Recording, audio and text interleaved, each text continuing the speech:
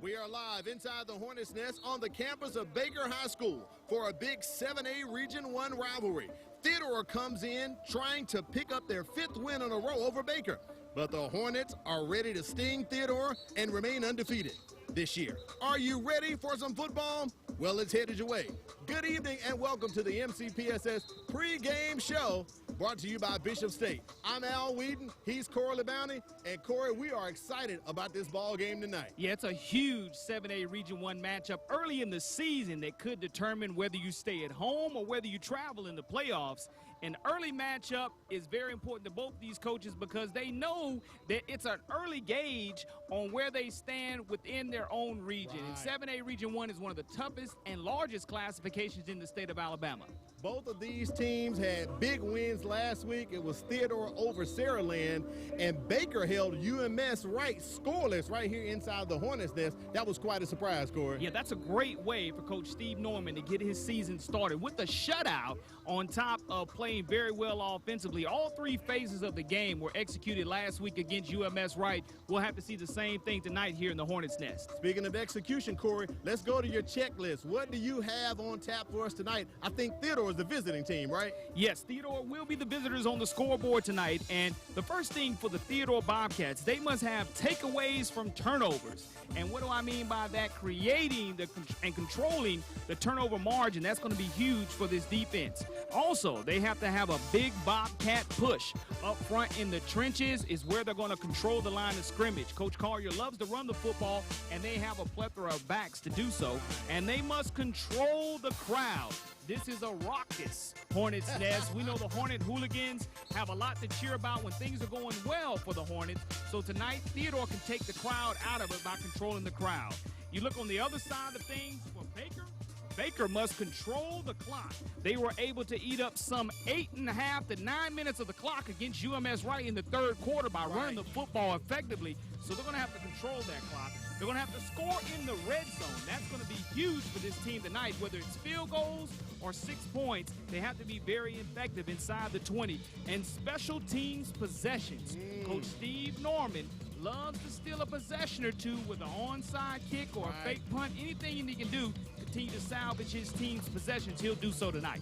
All right, Corey, we'll check in with you later on and see how the teams are progressing with your checklist and your keys to the game. Right now, let's take a look at the weather, the BSN forecast for tonight. And right now at kickoff, as we get close to 7 o'clock, we're expected to have a temperature about 79 degrees. Look at that rain percentage, 22%, Corey, and the humidity at 85%. Now, as we proceed through the game, just like last week, man, the humidity is going to rise. So make sure you have your towel ready, Corey. As the temperature drops, the humidity goes up, and also the chance of rain goes down 14 to 15% as well.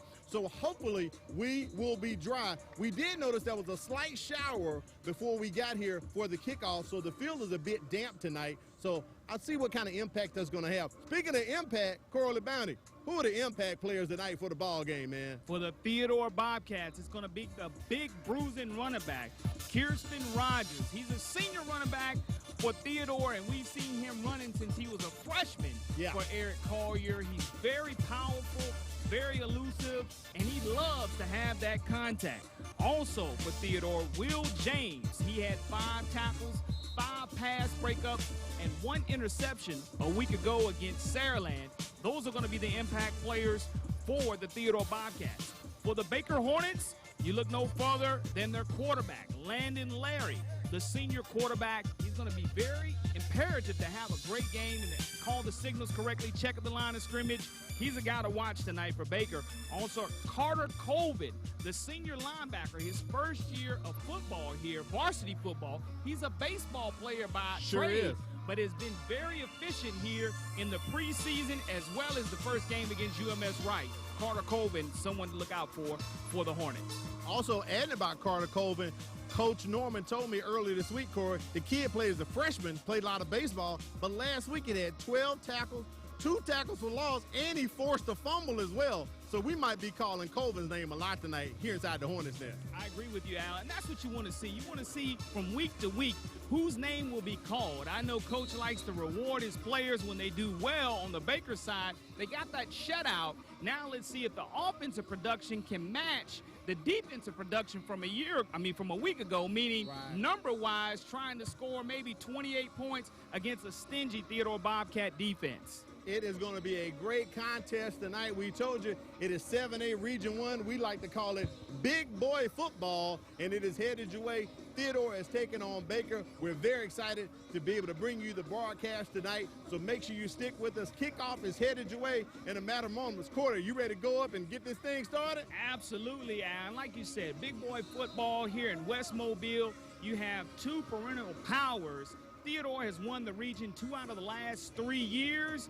Well, Baker's trying to get over that hump, and I guarantee Steve Norman this week has made sure his team was focused. Their practice Monday got cut short a little bit because of the rain. Like you mentioned, tonight, rain's not really going to be a huge factor in regards to the playing conditions. The field will have dried up due to this humidity and how humid it is, but I want to see conditioning-wise and penalty-wise where we're going to be also. Week 1 to week 2 is normally the biggest improvement for any football team across the state of Alabama. All right, Corey and I are going to take it upstairs. We're going to come back with the kickoff. You've been watching the MCPSS Game of the Week pregame show brought to you by Bishop State. Don't move. Kickoff is headed your way.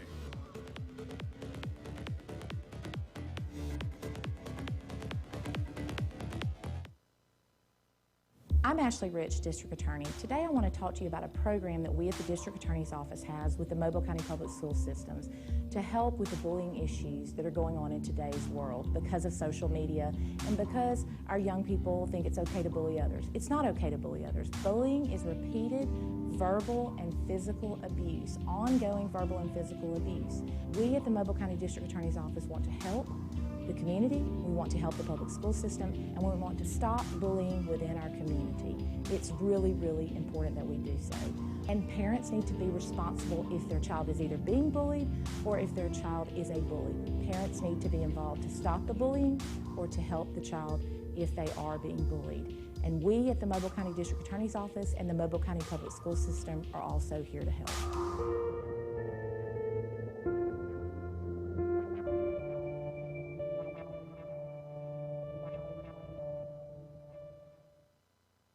When we say Bishop State Community College is a great place to start, we really mean it. Want to major in psychology, engineering, criminal justice, English, history, or something else? Take your general education courses with us, then transfer your credits to the four-year university of your choice. Want to learn a trade and go straight into the workforce? We have the programs and the trainings to help you land a high-wage and high-demand career. Save time and thousands while conveniently taking classes safely online or on campus. Register now, bishop.edu. Hello, I'm Renee Phillips, your host of Homeroom. Will you join us as we talk with the students, teachers, and staff about all of the great things happening in our schools? That's right, Renee. Not only are we here to keep you informed about the great things happening in our schools, but to also keep you updated on safety issues. Our show, Safe Schools, looks at ways to keep your child and our students safe. Not only are we looking at ways to keep your child and our students safe, but to keep you informed on how to connect with us. Manténgase informado aquí en Conexión a Padres. And we also score big from pre-K to high school with MCPSS Athletics. And then Inside Education puts it all together for you, showing you the ins and outs about news and events taking place across the Mobile County Public School District. We do this to keep you informed.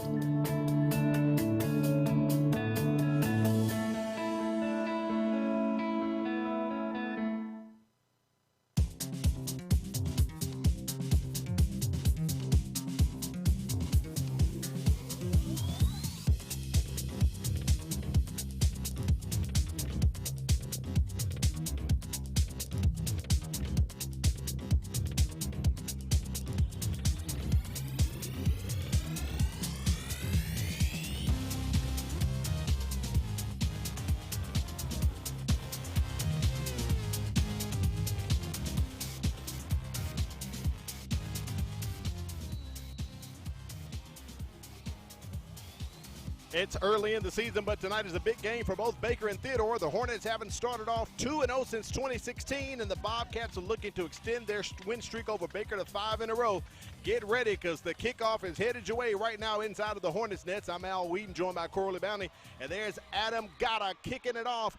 to the Bobcats as they take the ball right at about the 28-yard line and immediately wrapped up and tackled. Corey, we have action underway for you right here from Clem Richardson Stadium. Again, a great 7A Region 1 matchup. The humidity is extremely high, so again, as I mentioned in the pregame, conditioning will be a factor. All right, let's take a look at the starting lineups. I believe we have Baker up. Actually, Theodore has the ball, so we'll check in with it a few plays here around the corner. Baker won the toss, and they deferred to the second half. But we can tell you, coming onto the field is Demetrius Pogue. He will be quarterbacking for the Theodore Bobcats. Big win last week against UMS Wright, as we talked about in the pregame show. And there they are starting off, handed to the big man, Kirsten Rogers, as he goes up the middle for about 2. It'll be 2nd down and 8 coming up for the Bobcats.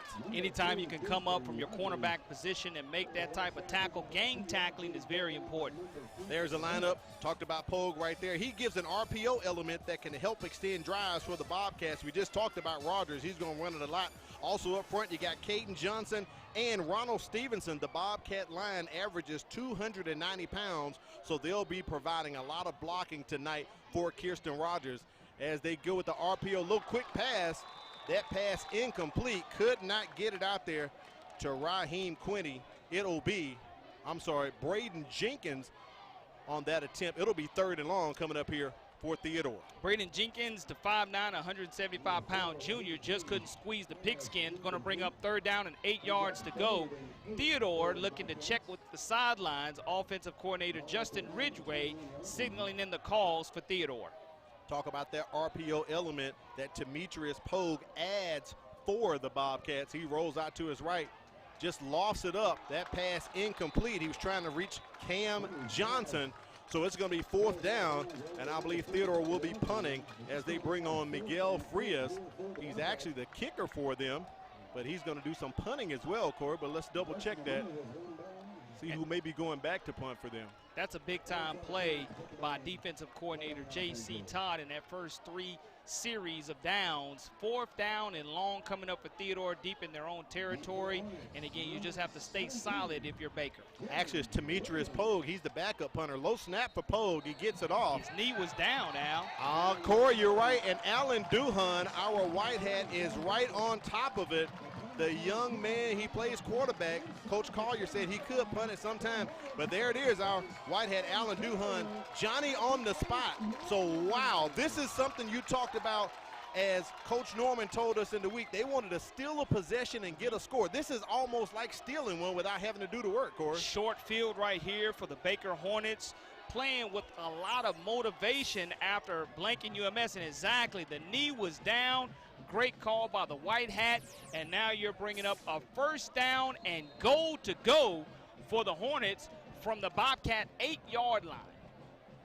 Now, situations like this, they don't have Landon Larry in. They bring up backup quarterback Josh Flowers.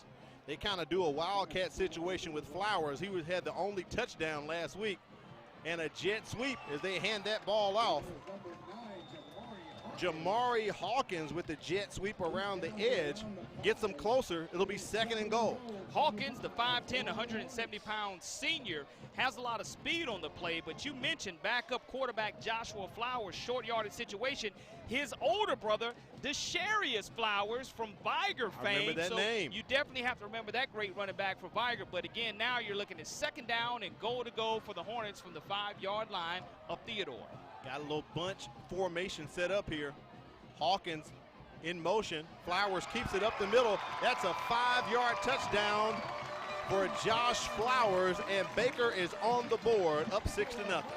Set up by the short field, the low snap, which caused the downing of the knee, and capitalizing in the red zone early in the game, which was right on my checklist of things that the Baker Hornets had to do well. Well, they have 6 on the board here early.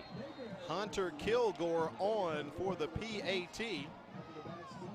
We said it earlier, Flowers had the only touchdown for Baker last week. Extra point is up, and it is good. So early on, Baker steals a possession, and they get a score. But we'll talk about that steal on the other side of this break. You're watching the MCPSS High School Football Game of the Week, brought to you by Bishop State.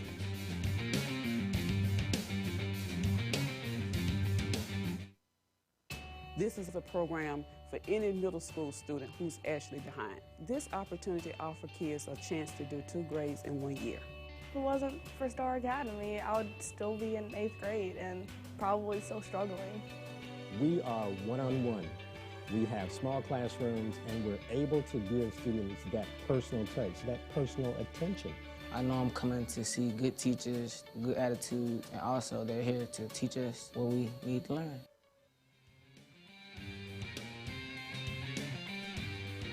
Welcome back to the MCPSS High School football game of the week. Al Weed and Corey Bounty. And boy, we have started off excited here inside of the Hornets' nest, Corey, as Baker takes advantage of the, literally it was a ball over on downs because the ball was down because Demetrius Pogue's knee was down. And when you start having those type of special teams miscues early, it can make the difference in a game. But I'll tell you one thing, Eric Collier is going to regroup his troops, and this second possession is going to be critical for the Bobcats to respond. Gotta floats that one up. Raheem Quinney is almost level. They say he is out of bounds just to the right of us here atop the press box at Hornet Stadium. We'll say he's about at the 24-yard line. So we'll get another look at the Theodore Bobcats offense. That defense for Baker really stiffened up on that first drive. Caused a 3-and-out and literally caused some points to be placed on the board as the Bobcats ran out on the field now. They're going to say the ball is spotted right at the 24-yard line. The scoreboard says 23, it just changed to 24. But again, Theodore loves ball control. You know, they have the ability to throw the football. Pogue does effectively, but you just need to make sure that you don't get away from what you do well early. Pogue rolls out, looking to connect, and does get that one out there to Tavares Sullivan. Take a look at the Baker Hornet defense. The Hornets play a 3-4 with defensive end Jason McMillan leading an upperclassman line that averages 225 pounds up front. Sam linebacker Carter Colvin, he's going to be making tackles from the middle with help from Will linebacker Gary Byers. Out on the edge, cornerback Kel Bridford will try and snag some picks for the Hornets, and he will be all over the field. Corey, I believe Carter Colvin, that was one of your impact players for tonight, right? Absolutely, coming away, and Baker just taking what the defense gives them. That pass completed to Raheem Quinney, the 5'10", 180-pound senior, and they're going to bring it back with a flag on the play right at the line of scrimmage, which normally indicates in the area of holding. Possibly. And that was enough for a first down. So let's see what the call is from Alan Duhan here. Illegal man downfield, Corey. We saw that a couple times last week. And that's tough because you complete a pass, but you think that the lineman is supposed to stay at the line of scrimmage, and then he gets caught down the field. I was looking at the wide receiver bring the football in, knowing that he had enough for the first down, but instead of being 1st and 10, now you put yourself at 2nd down and 8 from right outside the 25-yard line. Rogers in the backfield. They toss it out to him. He gets some blocking. He barrels his way forward. Near the line to gain is the 34. I believe he may be about a yard shy. It'll be 2nd and short coming up here for Theodore. Looks like Caver on the stop for the Hornets, but I love the tempo here by do Theodore too, going Corey. quickly. I love the tempo. Up the middle goes Pogue.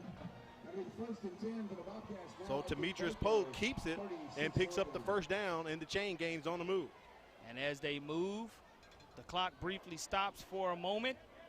But again, that's the type of drive you want to answer. Out of 3 and out, you come right back out and you make Baker's defense stay on the field a little bit longer than they did in that first possession.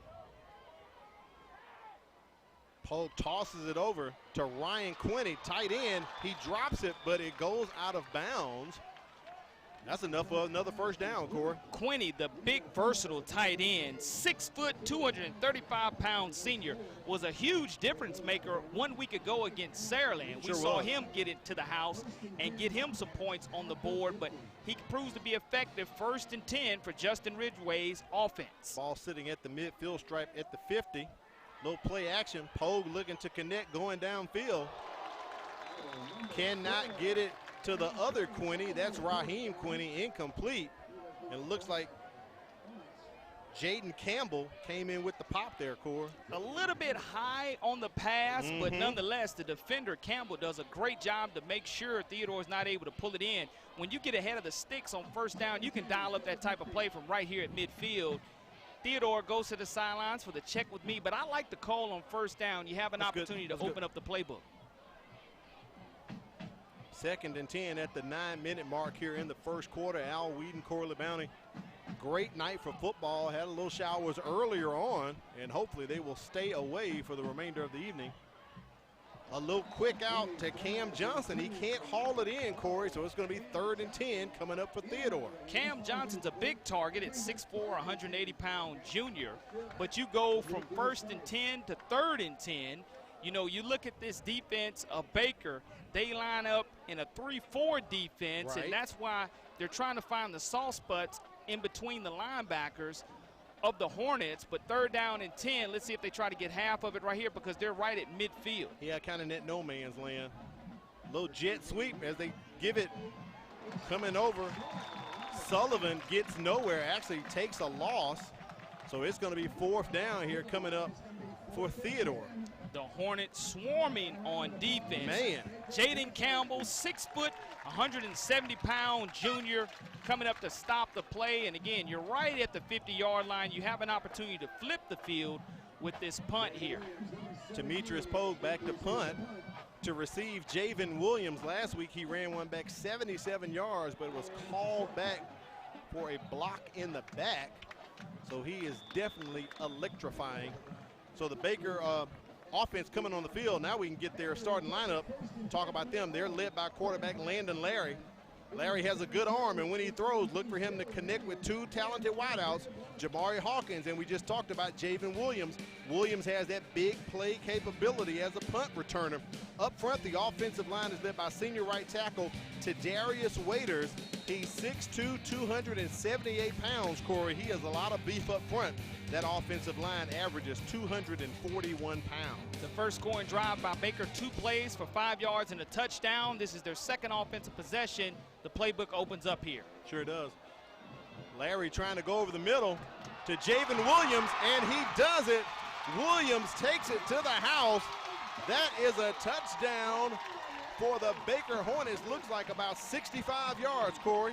Does not get any better than that pitch and catch. And let me tell you something about Landon Larry, folks. The 6'1", 175-pound senior told me a couple of days ago, hey, Corey, are you going to say something good about me? I said, young man, if you throw a pass like that, I most certainly will. And yesterday after practice, he was working with Mr. Williams, trying to throw the football in the bucket from about 25 yards out. Well, I tell you what, that wasn't the bucket he hit.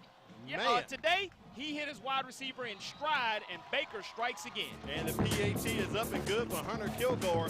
Baker shocking Theodore right now, 14-0. We'll be back with more action. You're watching the MCPSS High School Football Game of the Week.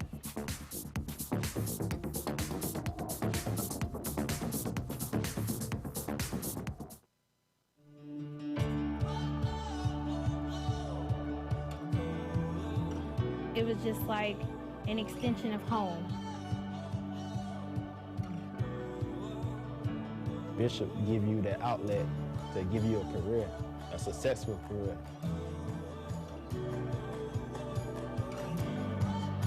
We're doing some great things at Bishop State. Keep an eye on us.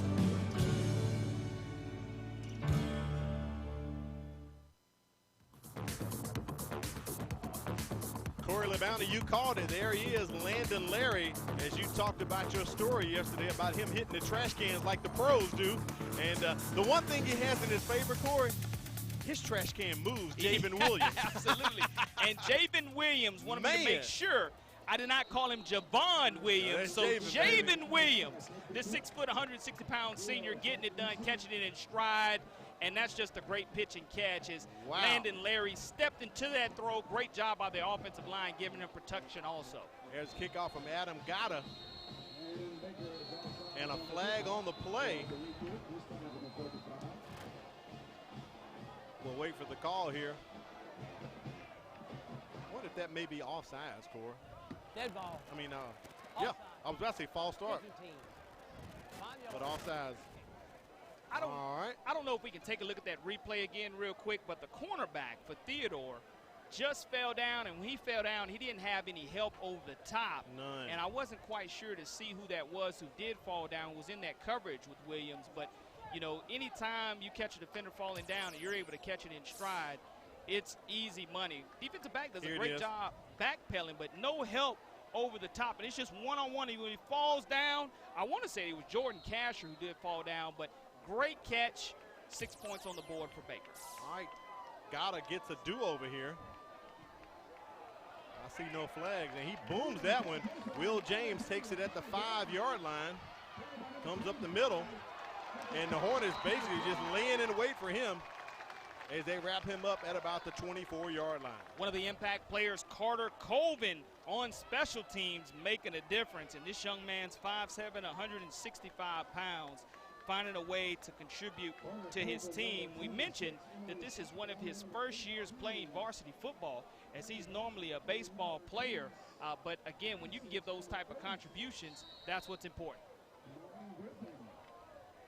All right, Corey LeBounty, your offensive coordinator, Justin Ridgway. What are you talking to your quarterback, Demetrius Pogue, about? You just want to stay composed. We've been able to hit the wide receivers on a couple of throws. We're not able to get 14 points back in one possession. So don't force it, just relax and stick to the script, even though it's changed just a little bit. Ball back at the 24-yard line again. Kirsten Rogers, he is clipped up right there. Coming up from his will linebacker position, Gary Byers makes the tackle. Gary Byers, 5'9", 220-pound junior, shoots the gap and is able to disrupt that at the line of scrimmage. No gain on the play for Theodore. Second down and 10 yards to go. If this line of scrimmage, if Theodore is able to get any type of push, they'll be able to get the kind of drive that they want, because Eric Collier is a run-first type of coach. That is true. You know, Theodore is based on running. Little counter action right there as they get that ball out to Braden Jenkins once again. That's his second reception. I'm sorry, the first one was incomplete. His first reception tonight. We've seen Braden Jenkins with a lot of speed. The 5'9", 175-pound junior just shows you the burners. But this is a critical third down and 5 yards to go here for Theodore, with the ball resting exactly on their own 30-yard line. It looks like 30-yard line. Theodore has picked up a couple first downs. Quarterback keeper, Demetrius Pogue, I believe he is going to be short by about a yard. Jason McMillan, the 6'2", 220-pound senior defensive end, making a huge stop for Theodore. Going to be 1 yard short right here. Decision time for head coach Eric Collier. And it looks like, Corey, they may be going for this. I would. I trust my big senior offensive line up front. We have Kirsten Rogers lining up, almost like a wildcat, if you want to call it. Yep, he's going to take it right up the gut. I love it. And he's up the gut and going. One guy, tripped up right there at the midfield stripe. A flag comes in late, Corey. And you're seeing the Bobcat instead of the Wildcat in this situation. But you put your best offensive player and you want him to get 1 yard. 215 pounds can do so. Rogers has trimmed down a little bit. Sure had has. enough yardage to get the first down. Let's see what the call is. And they're going to wave it off. They're going to wave it off. That's a great offensive call by Justin Ridgway and head coach Eric Collier, believing in his team, all led by a senior offensive line. That's David right. Wells, Kerry Jackson, Ronald Stevenson, Evan Kramer, and Caden Johnson, all seniors across the front offensive line. And it looks like we may take the first heat timeout already. Looks as if that's going to be the case at 6:17. Alan Duhan is going to take the heat timeout. So we're trying to get in contact with the principal here at Baker, Jason Peru. I see him down on the end of right near the end zone there, Corey. So if we can get the headsets on him. Now, Corey, it looks as if he's ready and waiting. Or maybe we're going to go to Chip Minton from Theodore. I see they're both on the same sideline, as a matter of fact, Corey. So maybe we'll have one of those two coming up here. And it just does appear to be our heat timeout. Well, again, 14-0 our score with 6:17 remaining here in the first quarter of action. So you just have to be ready here as looking at the scoreboard if you're Theodore, one possession at a time, one play at a time.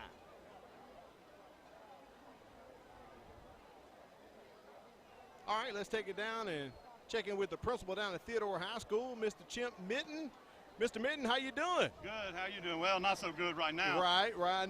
Not exactly the way you want this ball game to start here for your Bobcats. No, but hopefully we'll get it going pretty soon. Well, we know that Coach Collier and his coaching staff, they're definitely going to be able to get things together here for you, Mr. Mitten. So I believe we have some technical difficulties. Can you hear me, Mr. Mitten? Can't hear him. Don't believe he can hear, so we'll check back with him. We'll try to get that audio taken care of. We'll take it back down to the field as Theodore is going to have 1st and 10, ball on the 48-yard line of Baker. Big time play on 4th down, brings up a fresh set of downs right at the 48-yard line of the Hornets. The first time this evening that the Bobcats have crossed midfield. Pogue tosses it out to Kirsten Rogers as he picks up maybe 1 or 2. 2nd and 8 coming up here for Theodore. Tripped up by Gary Getting Byers. up slow and that's too, Corey. Huge. Got him probably right around the ankle, and that's something critical for the Bobcats to look at, and your Hope Rogers is able to walk that one off as he is the workhorse. He is. For this Bobcat offense. Backup running back coming in playing flanker, Andrew Palmore, number 23, so he's already on the field. Hopefully we'll get to see Rogers later on. So 2nd and 8 coming up here for the Bobcats as they get the call from Justin Ridgway. Down 14 points early in the contest. The Hornet Hooligans very excited. Quick pass to Raheem Quinney. That's enough for the 1st down as they pass us here atop the Baker press box, and they're getting close to the red zone, Corey. Raheem Quinney, Ryan Quinney, it's definitely the Quinney brothers who are getting the workload of receptions for this Theodore Bobcat offense, but it's so important that the 5'11", 185-pound senior quarterback, Demetrius Pogue, puts it on the money to his open wide receivers, and he's taking what the defense is giving him. Theodore addresses out about 85 players, returning 6 on offense. They have 22 seniors on that team. You talked about it, Corey, the entire offensive line, all seniors. That's a little quick pick up there to Quinney once again. So it's going to be 2nd and about 5. They had a look shot at the Hornet Hooligans, Corey. Tonight is camo night, camouflage, if you want to call the official way. And I'm sure they're going to get rowdy as this game goes on. Pogue connects. I believe he got that one to Sullivan, Tavar Sullivan. And that's close to the 1st down. Let's see where they're going. And the chain gang's on the move, Corey. Sullivan, the 6'1", 175-pound junior with the reception. Again, just taking what the defenders are giving them. They're playing probably 5 yards off of the wide receivers because they respect the run. Let's see if any adjustments are going to be made. Pogue rolls out, gets another one to Sullivan, picks up about 4 or 5. Into the red zone. And we'll see if defensive coordinator J.C. Todd makes the adjustments with his corners, start playing press coverage, because again, Theodore is a run-heavy team. It looks like Rogers comes back into the contest. I see him out there lined up. 2nd and 5 coming up here. Ball on the 17-yard line. Pogue is on the run. He's just going to keep it for the 1st down. That's that RPO element we talked about. He gives you another angle rather than just being in the pocket the entire time. Great job of the wide receiver, Ryan Quinney, as well, noticing that his quarterback was past the line of scrimmage, that he needed to provide that blocking down the field and was able to do so. Now we're looking at a 1st down, and it looks like goal-to-go situation. I think they're on the 9. Right at the 9-yard line. I think they're on the 9, Corey. So it's 1st and goal coming up for Theodore. Cam Johnson lined up in the slot here on the near side. He has some height over his Baker defender. And they go to him. Corey, I called the play, but Pogue threw it behind him. Cam Johnson. Oh, my God. The mismatch was right there. Not only that, though, we saw that on film 1 week ago against Saraland. The same exact play. Johnson was able to come away with it a week ago, but great play call. You just have to squeeze that pigskin until you see grease coming out of it, and then you're in a good situation. But 4:39 remaining, 2nd down and goal to go from the 9-yard line. Rogers being back in the game, having 2 blockers in front of him. I would love to see him getting to test his health. Sullivan goes in motion. They give it to Rogers. Oh, look at him. Yes. Just barrel, Corey, Yes. up to about the 2-yard line. What a run by Kirsten Rogers. And he is a load, folks, and that just shows how he's able to bounce back from that ankle injury that he had earlier in the possession. But Kel Britford, the 5'8", 157-pound senior, comes up with the stop. Now it's going to be third down and goal to go from the 2-yard line of the Hornets. Hornets trying to make a stand right here. Looks like they're going to that, we'll call it the Bobcat offense. Direct snap to Kirsten Rogers. I believe he is stopped, Corey. No, he's in there. He got the ball over. It is a touchdown, 2 yards. Flag on the play. Flag on the play, thrown by one of the back judges. Let's see if this will take points off the board or not. Too many men on the field, not quite sure. Yeah, where that flag is thrown at. From that position. I see our buddy Randy Kennedy down there about the 2-yard line taking notes. So they discuss it.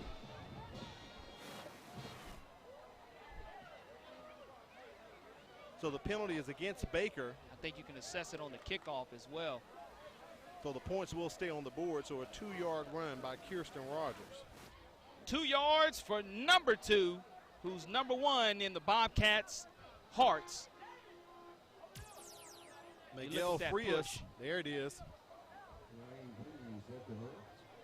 Miguel Frias on for the extra point.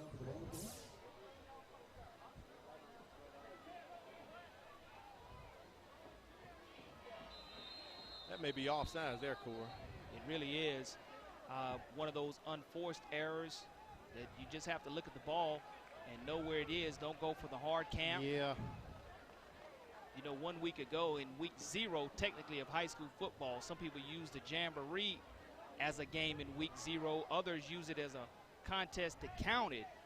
But the biggest improvement is from week 0 to week 1. So offsides on Baker. Theodore discussing this. I wonder if they're going to go for 2 here. Coach Collier has brought the team to the sideline to discuss it. Play clock has just started. You know, if you're at the 1-yard line, you definitely have an opportunity to. You just ran it in 2 yards out of the Bobcat. That's what we're calling it. Right at the 1.5 to 2 So about the 1.5. So Baker's going to, Theodore's going to try to steal this extra point here and just make it 2. And Rogers does it all by himself with some help from that offensive line. And they get 2, so it's 14-8. Boy, we got a good one right here. 7A Region 1, Theodore and Baker. You're watching the MCPSS High School Football Game of the Week. It's the 2021 MCPSS Virtual Signature Academy Showcase, October 19th from 4:30 to 6:30 p.m. Register at signatureacademyshowcase.vfairs.com. Representatives from all 12 high schools will be on hand to talk about our academies. This event is open to all 7th and 8th graders and their parents. So register today and have your questions answered regarding your child's transition into high school and into a life-changing career path. It's the 2021 MCPSS Virtual Signature Academy Showcase, October 19th from 4:30 to 6:30 p.m. Bishop State Community College, our proud sponsor here of the MCPSS High School Football Game of the Week. History was made last night on the campus as the volleyball team won their first ever match over Gadsden State. Well, the action continues tomorrow as they have the Classic, the Wildcat Classic. Matter of fact, it's going on tonight and tomorrow. They'll be wrapping up Day 1 play right now, but tomorrow morning, 9 a.m., it'll be Bishop State starting off at the last game at 3 p.m. So make sure you stop by and check them out for the Wildcat Classic. Bishop State, a great place to start. Well, we've had a great start tonight with this ball game, 14-8 right now. Yeah, I love the drive right there put together by Theodore. Again, 1 possession at a time. Coach Collier's team never panicked and got 7 points on the board, or 8 rather. Jamari Hawkins with that return. Let's see where they're going to spot this ball at, maybe about the 32-yard line. And Landon Larry will lead his crew back on. So, Corey, think about it. This is Baker's 3rd time touching the ball. And on their last series, 1 play, and they scored. Yeah, that was huge for the Hornets quarterback to wide receiver combination. But now they have an opportunity, if you're Theodore, to make the corrections that you need to defensively. But taken over at their own 27-yard line, or the Hornets.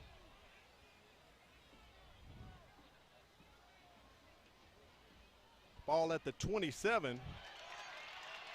And a big run right there for the Baker Hornets. Roderick Taylor. Roderick Taylor, Corey. Big run by him. And you move the sticks, and that's what's important if you're Baker. Close to the midfield stripe.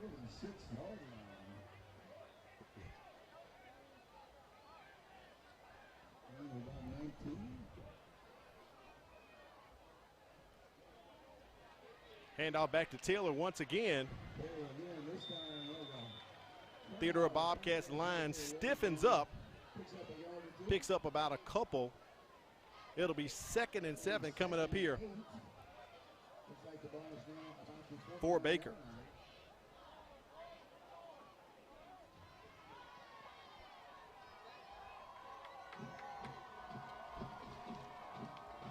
Ball on the 48-yard line.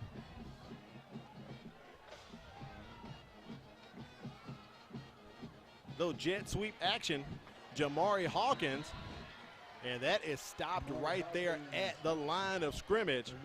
It's going to make it 3rd and 7 here coming up for the Baker Hornets, a long 7 as a matter of fact. Baker and Theodore have met 55 times, and Theodore has dominated this series 46-8-1. So the PA announcers calling it 3rd and 8 here for Baker as they look to the sidelines for the call from offensive coordinator Chase Calcagney. He comes over from the University of South Alabama, was a GA, grad assistant under Pete Bennett, who was the offensive coordinator, but he left earlier this summer, took a job with the University of Memphis, and Calcagney joins the Hornets. Calls up a nice play right there as Jamari Hawkins hauls it in. No flags on the play, but they say this may be incomplete. Let's take a look at the replay. Nice pass by Larry. Does throw it off his back foot, but I believe Hawkins may have been out of bounds. So it is going to be 4th down here coming up for the Hornets. They'll be punting it away.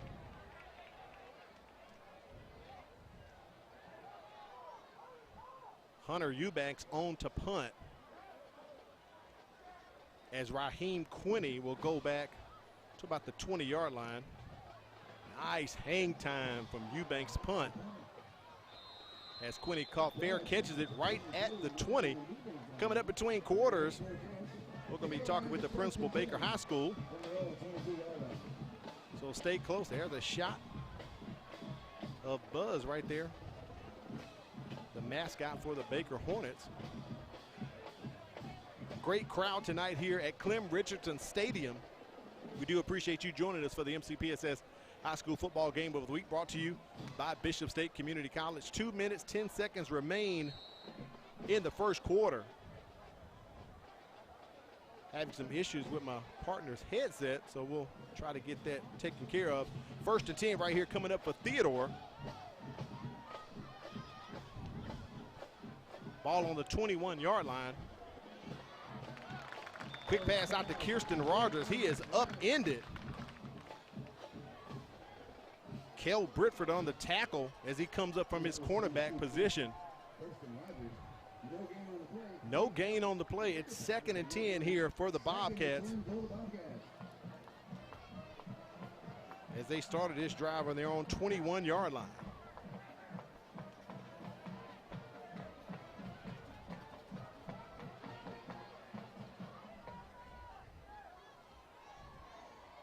Pogue dumps it out to Quinney. He picks up a couple, maybe 4 or 5. Decision time here. Which player you're going to call? Justin Ridgway, the offensive coordinator. They've been in some situations tonight. They've gotten out of a few, so it's going to be 3rd and 4 here. Maybe we'll call it 3rd and 5.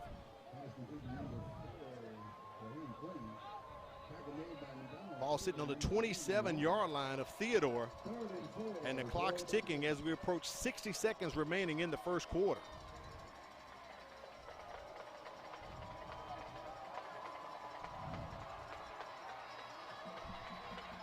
Play clock down to 5 seconds. Pogue trying to get this snap off. just at the last minute. They hand it off to Kirsten Rogers, and he pulls forward for a first down and a bit more, and the chains are going to move. We said Rogers is the workhorse for the Theodore Bobcats.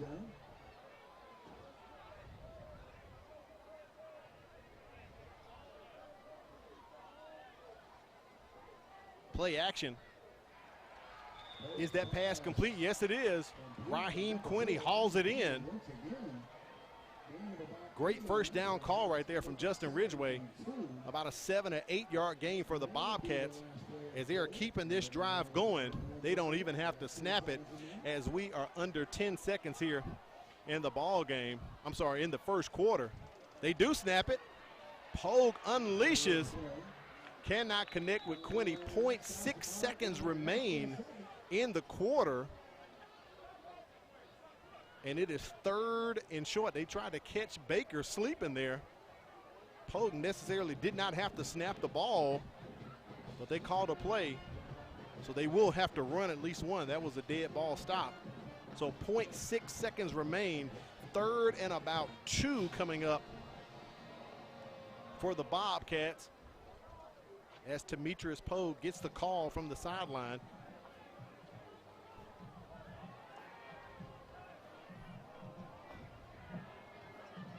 Looks back to Rogers. Play clock under 5 seconds. Play action. There's that RPO. Pogue could be stopped, but he squeezes through just past the first down sticks. The line to make was the 34.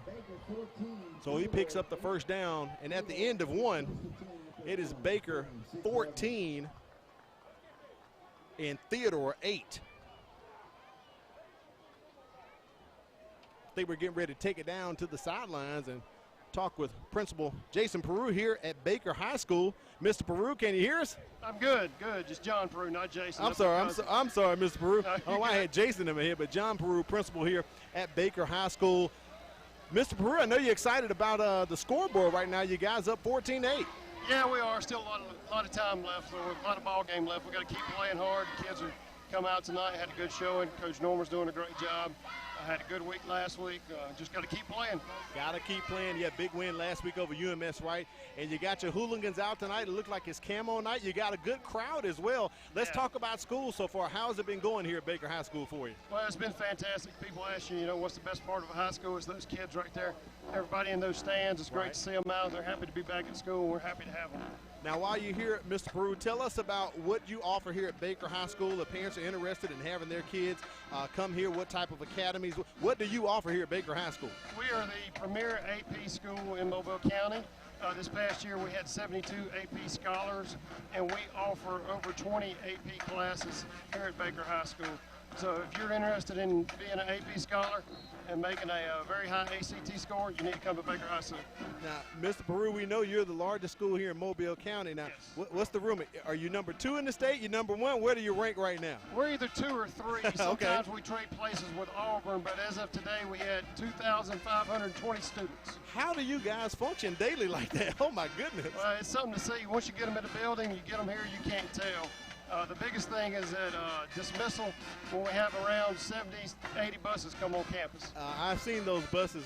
My twins attend O'Rourke, so I call that the bus parade as they come down. That's right. You get stuck on those buses at Airport Boulevard, you're going to be a minute. Yeah, you're going to be a minute there on Air Terminal Drive. All right, Mr. Peru, we appreciate you stopping by, and good luck tonight for the rest of the ball game, okay? Hey, we appreciate y'all being here, guys. Thank you for what you do for high school athletics. There it is, Mr. John Peru, principal here at Baker High School. We are in the second quarter, 11:58 remaining. Had a penalty on the play there, pushing Theodore back, so it's going to be first and about 15 here coming up for the Bobcats as this drive has now moved back to the 41-yard line.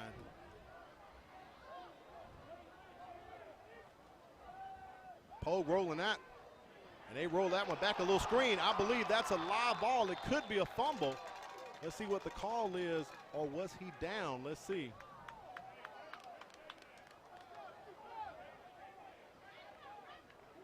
Alan Duhan signals it is second down. So ruled down on the play, Braden Jenkins. So it's going to be 2nd and 18. Let's take a look at that replay. I think they have my partner's headset back together. Ball does come back out, but Jenkins reclaims possession as he takes it back. Oh, and that pass thrown behind Cam Johnson. I can't say it was behind. Johnson was surprised, Corey. It really was. It was a quick surprised. read by Pogue in that situation. And if he turns around, Johnson turns around, he probably is able to catch that and make some moves with it. But the play before, great job of Baker's defense staying home. Now it's going to bring up 3rd down and 18 yards to go from the Bobcat 37-yard line. Yeah, Pogue hits Johnson. I guess he called him, I'm going to hit you on the hot route, but Johnson wasn't ready to bring it in right there.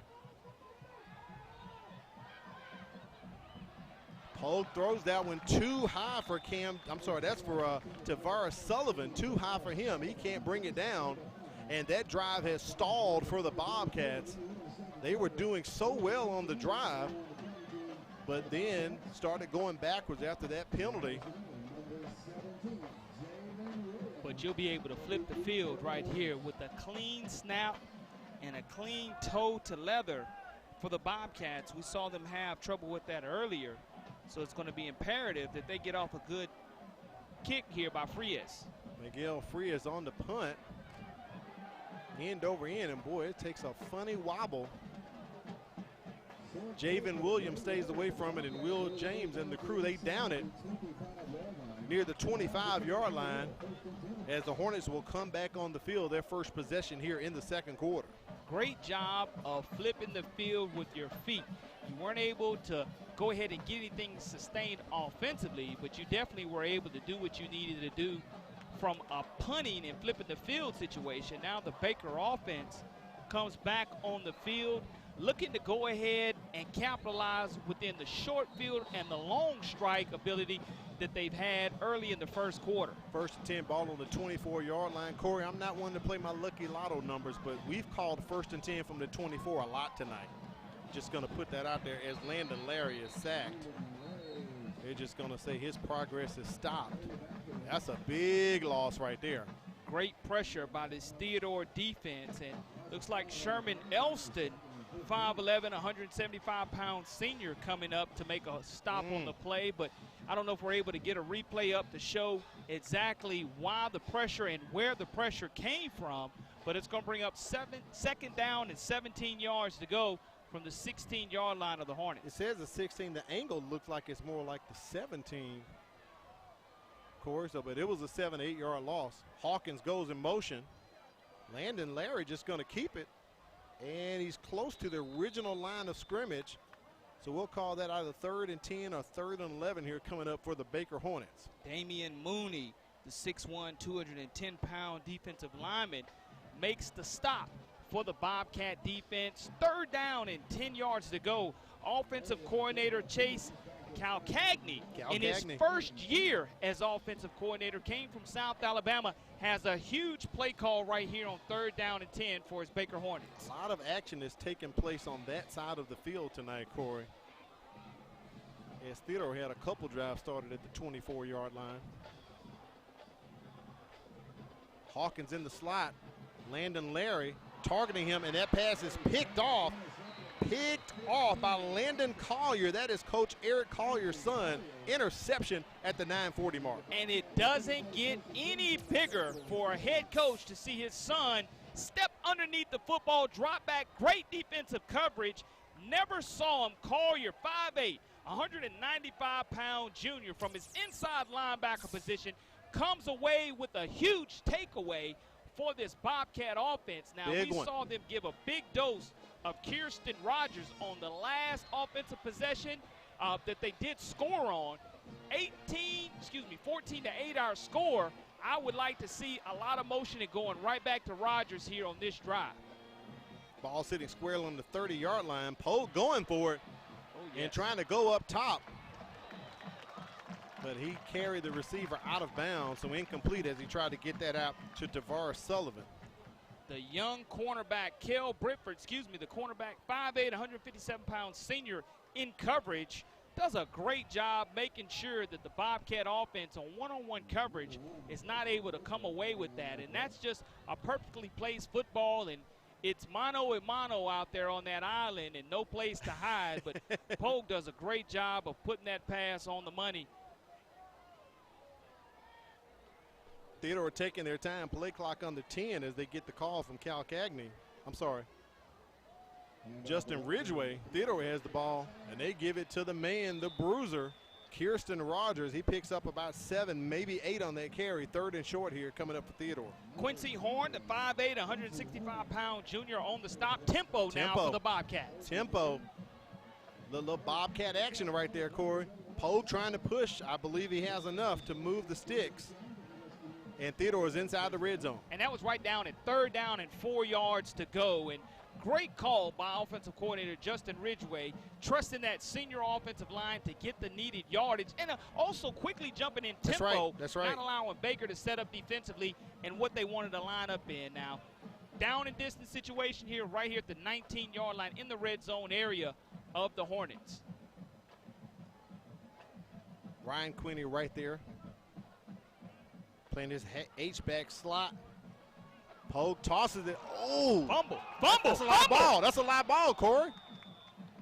Did they say it was a pass? I don't know. I thought that was a toss. If he underhanded it, it was definitely a pass forward, but I thought it was like an option. I thought it was an option, too. I thought that was a live ball. Let's take a look. If he goes, it's a pitch. And that's backwards. That's a pitch. That is a live football. And now we do have instant replay, if I'm correct. Baker, they bought the instant replay a couple of years ago.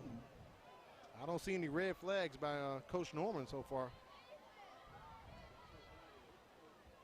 Kirsten Rogers just trying to twist and do what he can pick up. Maybe 2 on that one, a big stiff laid by the Hornets. And as the game wears on, Rogers is going to start feeling those licks because, again, he had that ginger ankle. And I know the Bobcats are able to give this young man the football. He's going to keep requesting it because he's just that dude. He's that football player for the Bobcats. 3rd and long here. Pogue decides to keep it, can't find anyone, and he's going to take it up the gut. 17 yards, no flag. There is one flag. I do see, Corey, one flag at about the 10-yard line.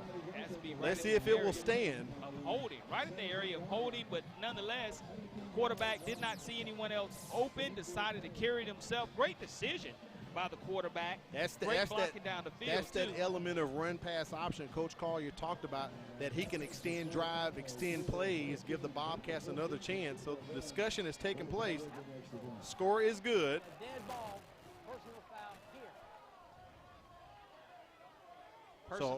Personal foul. So a 17-yard touchdown run for Demetrius Pogue. Well, you know, when you look at the scoreboard, 14-0, the Bobcats did not panic, just took one possession at a time, were shell-shocked by that short field position early for Baker and the long pass, but since then have automatically, if they make this extra point here, scored 15 unanswered within the last 8 minutes of this contest. And boy, that 2-point conversion comes into play right here. Looks like a timeout has been called. Frias gets that football stuck in the tree. Man, behind he booted it. Post. It never even came down. Baker called a timeout. I think someone may have to climb the tree. The young man's climbing the fence right now, Corey. He may need some adult supervision to go get that one. I mean, but that's what you want to do. You want to put through the uprights, and you give yourself an opportunity. But that is huge for this Theodore offense to respond the way it has. Make sure you mark your calendar. Mark your calendar. September 6th, that is Labor Day. All schools and offices will be closed for the Mobile County Public School System. So don't forget, September 6th, Labor Day coming up. All schools and offices will be closed. So as we go back and talk about it, Corey, how big was that 2-point conversion that Theodore had the opportunity to convert on, because a penalty occurred on the PAT, and with Baker having that penalty, I believe it was offsides, and Coach Collier brought the kids over and they discussed it, and Rogers had just scored on the 2-yard run, so they were about the 1.5, and they went right back to him, and look how much how big that two-point conversion comes back right now. You know, we're at 14 apiece officially right here. He kicks this extra point. I think, it'll be 15. I'm sorry to cut you off. I think Coach Norman called that timeout. He wanted to probably discuss the play before where the pitch happened, and we all said that's a live ball. I think it really was a live I think it was a live ball. Because, again, that's just like an option. And anytime the ball is behind the line of scrimmage, right. To me, no overhand motion. It did not go forward either. To me, when you pitch the ball, that is a live football and a lateral, because it either goes laterally or behind the line of scrimmage, one of the two. But anytime you pitch the ball, unless it's underhanded, that's considered a throw. But as we stand, we're at 14 apiece, extra point pending. There's the kick from Frias, and it is good. So Theodore now on top 15-14. We're going to come back with more action. You're watching the MCPSS High School Football Game of the Week, brought to you by Bishop State. My name is Harshini. I'm a junior at Davidson High School, and after graduation, I plan on pursuing a career in dermatology. Currently, I'm taking science classes such as AP Chemistry, Biology, and Human Anatomy, which will help me pursue my career. I feel as though Mobile County is preparing me for my career choice in that they provide rigorous classes that help me think further beyond just what I'm learning. I'm Harshini Cannon, a junior at Davidson High School, and I'm learning today so I can be a leader tomorrow.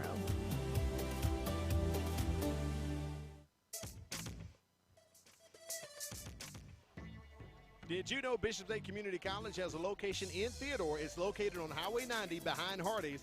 They're offering evening classes for your convenience. Classes this semester will begin the day after Labor Day and end before Thanksgiving. That means you'll be finished with classes before the holidays. Registration is open now, so visit bishop.edu and follow the steps under New Students tab.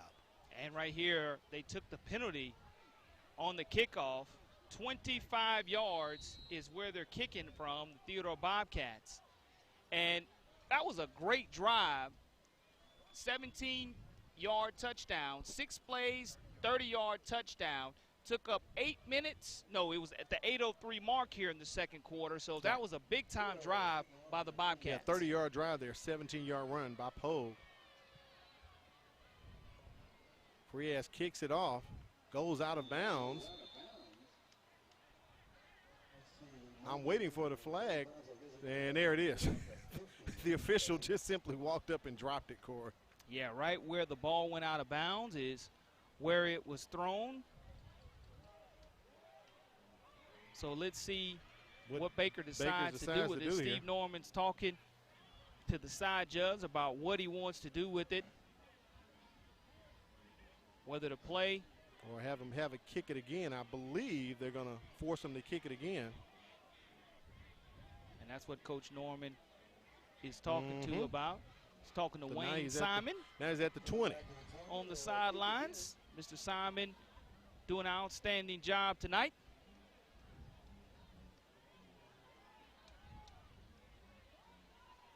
Baker jumped out early, took a 14-0 lead over Theodore, and Theodore has come back in the second quarter here and scored to get back on the board. Scored one late in the first quarter and just scored again. Now on top 15-14. Al Weed and Corley Bounty having a good time tonight inside of the Hornets' Nest. They call it Clem Richardson Stadium. That's the official name, Corey. Clem Richardson, former coach, former principal. Right.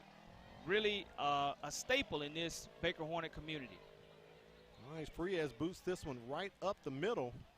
Hawkins going to catch it on the, well, I'm sorry, I spoke too soon. There he catches it on the bounce. Comes to the near side at the 30, cuts back. And still has those legs churning and going, Corey. We talk about that every season. Keep the legs going. So Hawkins brings this one close to the 39-yard line. Got to thank our folks at Firehouse Subs. Enjoy more subs, save more lives. A portion of subs purchased at Firehouse will go to the Firehouse Subs Public Safety Foundation, helping to provide life-saving equipment to first responders. So thanks to Jim and Susie Sherman at the Greenlight Road location of Firehouse Subs for taking care of us and the crew tonight. Also, BSN Sports, where you can get team apparel and equipment. If it's sports-related and you need it, BSN Sports has it. They are the heart of the game. Visit them online at bsnsports.com. See how Baker responds right here. You have Flowers back in at quarterback, and he takes over right at the 40-yard line of the Hornets. Going with that Wildcat formation that they use when they bring Flowers in, and he runs into a stiff Bobcat defensive line. Think he'll get credit for about 1.5, maybe 2 yards. Yeah, Flowers with tough yardage, pushing forward. Damon Jones, the inside linebacker, 5'11", 195-pound junior, with the stop. Have a young man down there for Theodore. We talk about these two schools. Just talked to Mr. Peru, principal. As we know, it's the largest school in Mobile County. Baker dresses out about 87 players. They have 26 seniors, returning 5 on offense, 3 on defense. Corey, this is one of those ball games where we receive a roster, and we like to call it, it's tough work for us because they have a lot of double numbers on the team here at Baker High School. Yeah, you just have to make sure you check with the coaches before Right. the game and confirm that offense for defense and some of the double numbers play the same position. And because of it, we just like to do our homework here, and we take pride in doing our homework and preparing for these games. And just like to see this young man, this big fella, get up, and you're able to pick out the number. That's the big defensive nose tackle. Sure is. 6'1", 295-pound junior Jordan Bolden up and walking off on his own power. You love to see that. Good to see that. I'm sure we will probably see him again later in the contest. 7:35 here remaining in the half. The hooligans kind of quiet right now, Corey. Theodore has come back and silenced the hooligans. And that's what you have to do if you're Theodore. That was on my checklist. You want to control the crowd, and how do you do that? By scoring 15 unanswered points here, as we're at 7:35 remaining in the second quarter of action, with Theodore leading 15-14. 2nd and 7. Flowers out of that Wildcat, just going to keep it. Has enough for the first down. The ball comes out, but I believe he is down at the 45. Flowers, 6'2", 208-pound sophomore. You see how high he runs. You're not going to be able to tackle this young man up high. You're going to have to hit him low because this young man has a lot of power at 6'2", moving north to south, moves the chains for the Baker Hornets, gets into Bobcat territory at their own 45-yard line. Trips to the right for the Hornets, 2 to the left. Empty set, it's wide open for Flowers to take it up the gut. Man, that's about an 8 or a 9-yard run. Good run by Josh Flowers. That's one of the things when you go to this no-back formation and you get a hat-on-hat up front against this 3-4 defense, you're able to get into that second level of the defense, and Flowers does a wonderful job. I think he had close to 95 yards rushing a week ago against the UMS Wright Bulldogs. Second down and 2 yards to go now for Baker, right at the 37-yard line of the Bobcats. Jet sweep action coming up here for the Hornets as they get that one for the first down. Chandre Young Jr., he takes it to about the 25. Off that jet sweep, they pick up the first down, and the chain gang is on the move again. Young Jr., the 5'7", 153-pound senior speedster, is able to get around that end, and that's all you can ask for, especially in a short yardage situation. They're going to observe the heat timeout right here, Al, with 6:14 remaining in the second quarter. The Bobcats leading 15-14.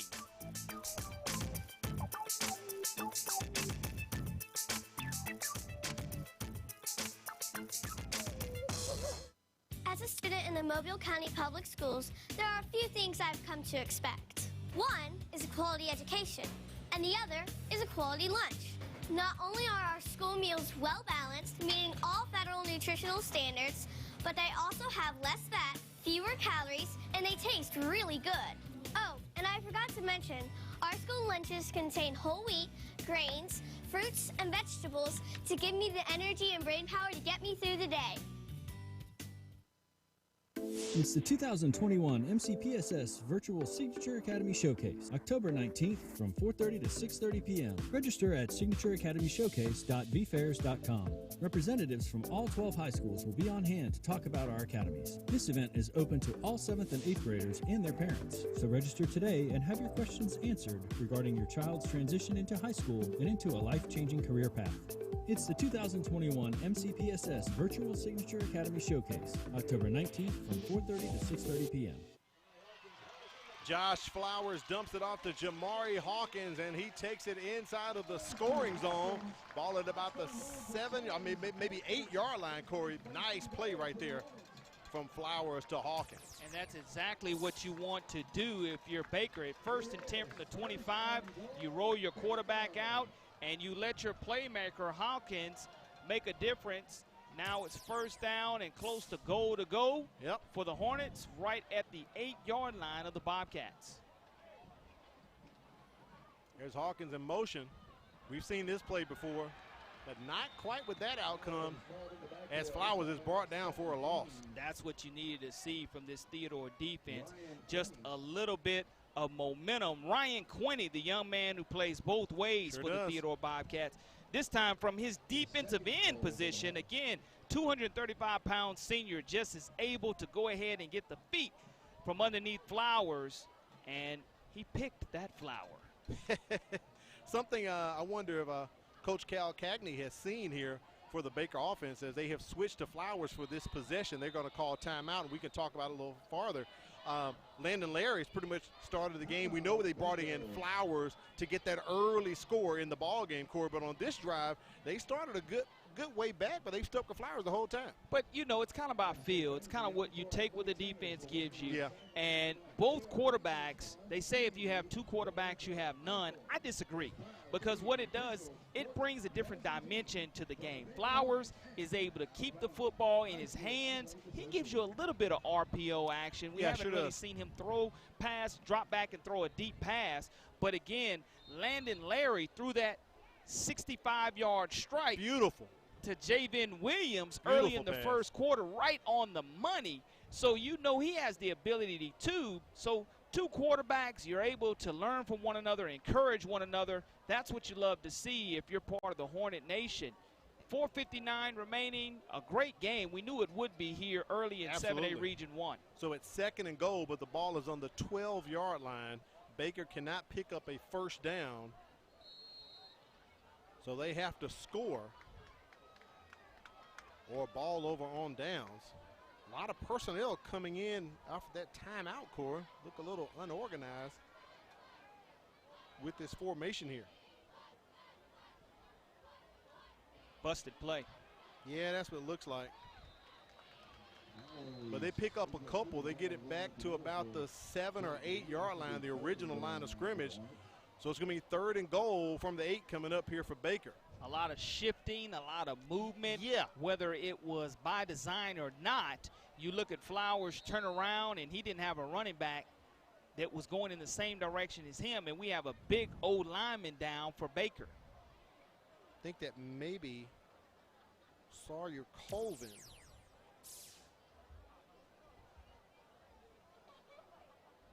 No, it says 75. Yeah, he gets 75. Gets popped from behind. That's Elijah Miller, the left guard, 5'7", 311-pound senior. Just gets rolled up on from behind after the play, and it's still going to bring up 3rd down and 8 yards to go. That's one of the linemen's worst nightmares, that as you're trying to push the pile forward, someone comes from behind you and undercuts you and really takes the feet out from under you, and you hope this young man is able to get up and walk it off, but that's exactly what happened there, Al. So. He got hit from behind.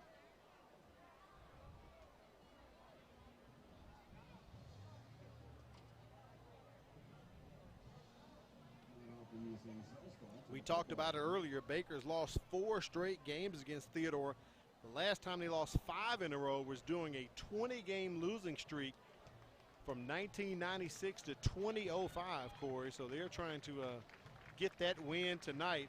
And last year, Theodore beat them 35-20. So there's Miller coming off the sidelines right there. Mobile County Public Schools would like to recognize our Learning Leading community partners. Thank you to the Barton Academy Foundation for raising $14 million to renovate the interior of Alabama's oldest and now newest public school, the Barton Academy for Advanced World Studies. Your community support is greatly appreciated.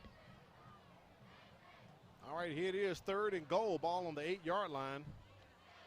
Flowers kind of tosses it to Jamari Hawkins. Now, Corey, that definitely was a forward pass. Yeah, that's incomplete. And again, if you know where I'm going with that. Exactly. you'll take the breaks if you are Theodore early in the contest when we thought was a fumble earlier led to a couple of plays later being a touchdown for the Bobcats. But now 4th down and 8. The kicker comes in for the Baker Hornets. Kilgore going to place this one right about the 15-yard line, so this will be a 25-yarder.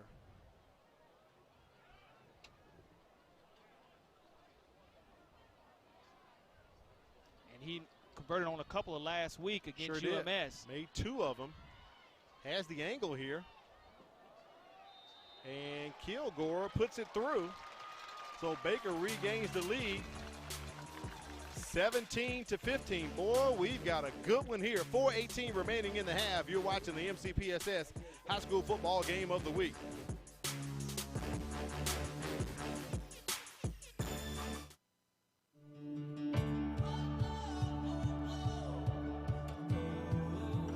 It was just like an extension of home.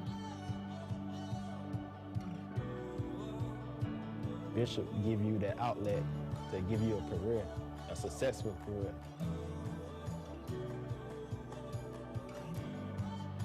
We're doing some great things at Bishop State. Keep an eye on us.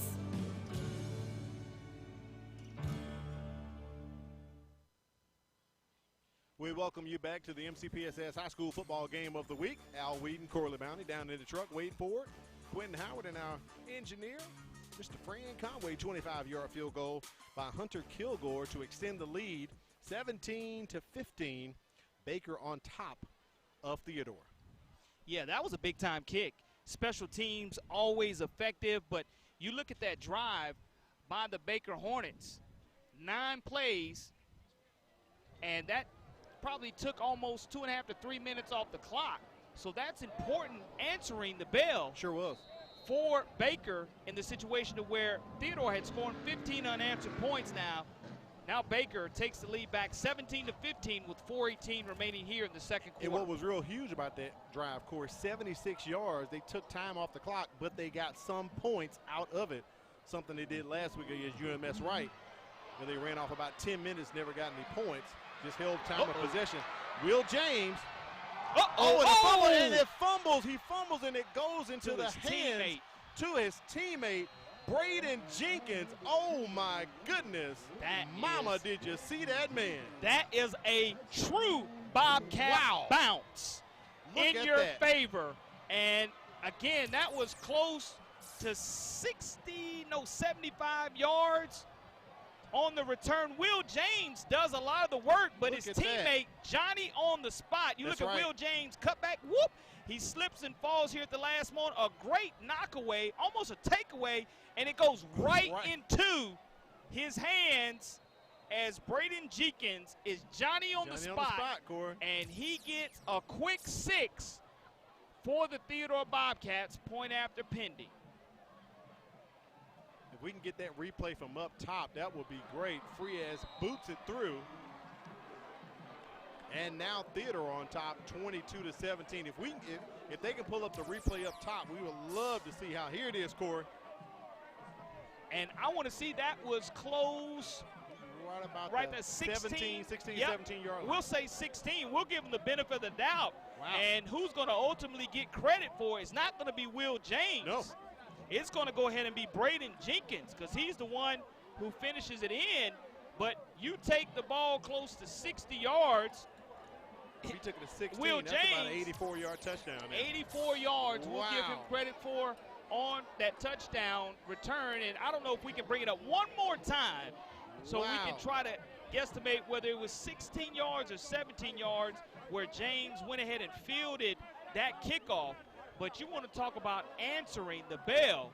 The Bobcats not only answered the bell and the scoring drive by the Baker Hornets, but were also able to come away. And let's see, the kickoff comes right at the 40-yard line. We had that overhead shot. The top shot is what we were looking for up from the press box. Roll it back and roll it just a little bit more. We'll take a look to see where he actually fielded it from. And it's right around the 15 or 16-yard line. where he fielded the football from initially when he caught it. Charles going to take it back a little farther, but it was like the 16-17. But the key is right here, Corey. As Braden Jenkins never gave up, he followed the play and was Johnny on the spot. He really was. I mean, wow. Now, again, 22-17 our score with 4:04 remaining. Not even 40 seconds of play clock elapsed before we had our next scoring possession. Well, Coach Collier told me they must reduce the turnovers, eliminate penalties, and execute well. And they've tried to do a combination of those things tonight to try to get the win. And, Corey, I mean, when I say we have a good one, we have a good one. That's somebody's play of the week. And I would like to see if you could, other stations. We could get that one on but what is the ESPN? That was somebody's nice. Play of the week to where Johnny on the spot and hit him in stride, almost like it was a pass. I mean, he just didn't even break stride. Did Braden Jenkins taking that one to the house. And it stuns the fans here at Clem Richardson Stadium. Kel Bridford picks it up off of the ground, and he is brought down at about the 20-yard line.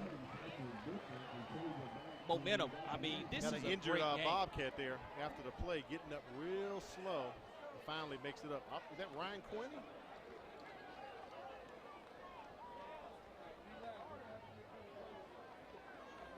Big time play, though. I mean, this is what you expect in this heavyweight, what you call big boy football. 7A Region 1 That's right. contest, 22-17 our score.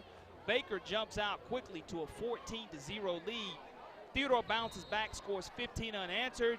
Baker kicks the field goal, and right after the field goal, ensuing the kickoff, goes some 84 yards to the house. First and 10 from the 19. As Baker hands it off to Roderick Taylor. We haven't called his name in a while. We've had a lot of other names being called. He picks up 2 or 3. I'm sure Coach Norman wants to get some type of points out of this drive, because the way this ball game is going, if you miss out on an opportunity, you could be cutting yourself short later in the ball game. So every possession is critical from here on out. Landon Collier, who already has 1 interception so far in tonight's contest from his inside linebacker position, making the stop. But Landon Laird, like you mentioned, back in at quarterback for Baker, trying to get them sparked. Quick out to Jamari Hawkins. I think that's incomplete, Corey. He never had possession of the ball. Great job of the officials being right on top of that one. Right. But it was a jarring hit as the helmet to the football caused Landon Larry's pass to be incomplete. Almost a lateral, but what a stick by the defensive back, Jordan Casher, the 6', 175-pound junior. So Coach Collier calls timeout. Now they're playing. Now the chess match has started, Corey. It's second down. No, I believe will this be third down? We saw 3rd down and 7 is third what down it will coming be. up.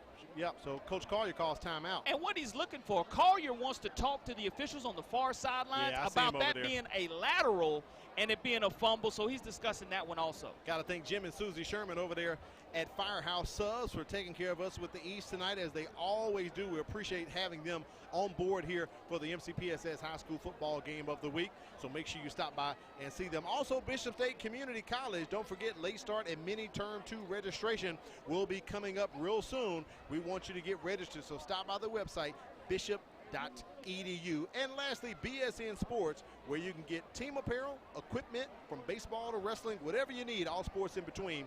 BSN Sports has you covered. They are the heart of the game. Visit them online, bsnsports.com. Well, to me, if we're able to look at that replay one more time, it looked like it was a lateral, went straight down the line of scrimmage. That's what Eric Collier is talking to the officials at. We have that great look right there, and it was right down the line of scrimmage. Had to be a forward pass that was covered up by Theodore. And again, that's a break for Baker, but sometimes that's the kind of break you need. 3rd down and close to 7 yards to go from their own 22 for the Hornets. But you can't fault Coach Collier for that, stopping the clock and airing it out. And speaking of airing it out, that pass to Javen Williams, I don't see a flag, Corey. I thought that may have been PI, but no flag on the play. I'm sorry, rather a hold. But Javen Williams trying to dig the grass out of his face mask and mouthpiece. Yeah. It was a lot of touching going on. I'll say that, Corey. He dove out for the football and extended himself as much as he could. We saw this young man score a 65-yard touchdown earlier in the contest. Right. And just that time, Landon Larry was not able to hook up with them, but I applaud the effort right there by Javen Williams trying to get that football. Going to bring up 4th down now, 7 yards to go for the Hornets as they're going to try to flip the field, trying to get a good bounce end over end on this punt. Punt almost, I believe it was tipped. The punt from Hunter Eubanks, I believe it was tipped, Corey. A lot of pressure. If it wasn't tipped, the pressure but it kind of caused shanked him to off. shank it to the right. And Eric Collier over there talking to the far official, just making sure everybody's on the same page and knowing why he called that timeout earlier, trying to sell himself the call. But his team has the football leading 22-17 on the Bakers side of the field. And the biggest thing for this Hornet defense right here is to come away with a stop. Get a little momentum going into halftime with some type of stop or turnover. If you're Theodore, if you're able to score here, you definitely have Uncle Mo not only knocking at the door, but he's sitting in your locker room too with you at halftime. 1st and 10 from the 33. Kirsten Rogers trying to regain his footing, and boy does he, as he runs it into the red zone for the Theodore Bobcats. Big run right there by Kirsten Rogers. Yes, I mean, you go to your workhorse. Young man is just an absolute stud, Al, as he had that ankle injury early in the first possession of the football game, bounced back and is now run from the Bobcat position, from his running back position, trying to do it all for Theodore. Direct snap to Pogue as he gets past the 5-yard line. 2nd and about 6 coming up, maybe 7. Theodore can pick up a 1st down without having to score. Coach Norman and the Bobcats could not get anything out of that last possession. The Bobcats defense stood tall. Andre Palmore, we'll give him credit for about 2 or 3 maybe. It's going to be 3rd and about maybe 2 or 3 yards coming up here for the Bobcats. And Kirsten Rogers comes back into the ball game.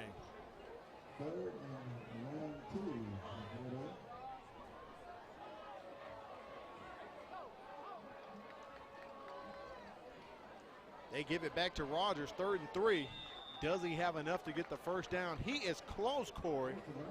Let's see where they're going to spot this ball at. It will come down to the spot. And they have not moved the, well, will we get our first measurement of the season?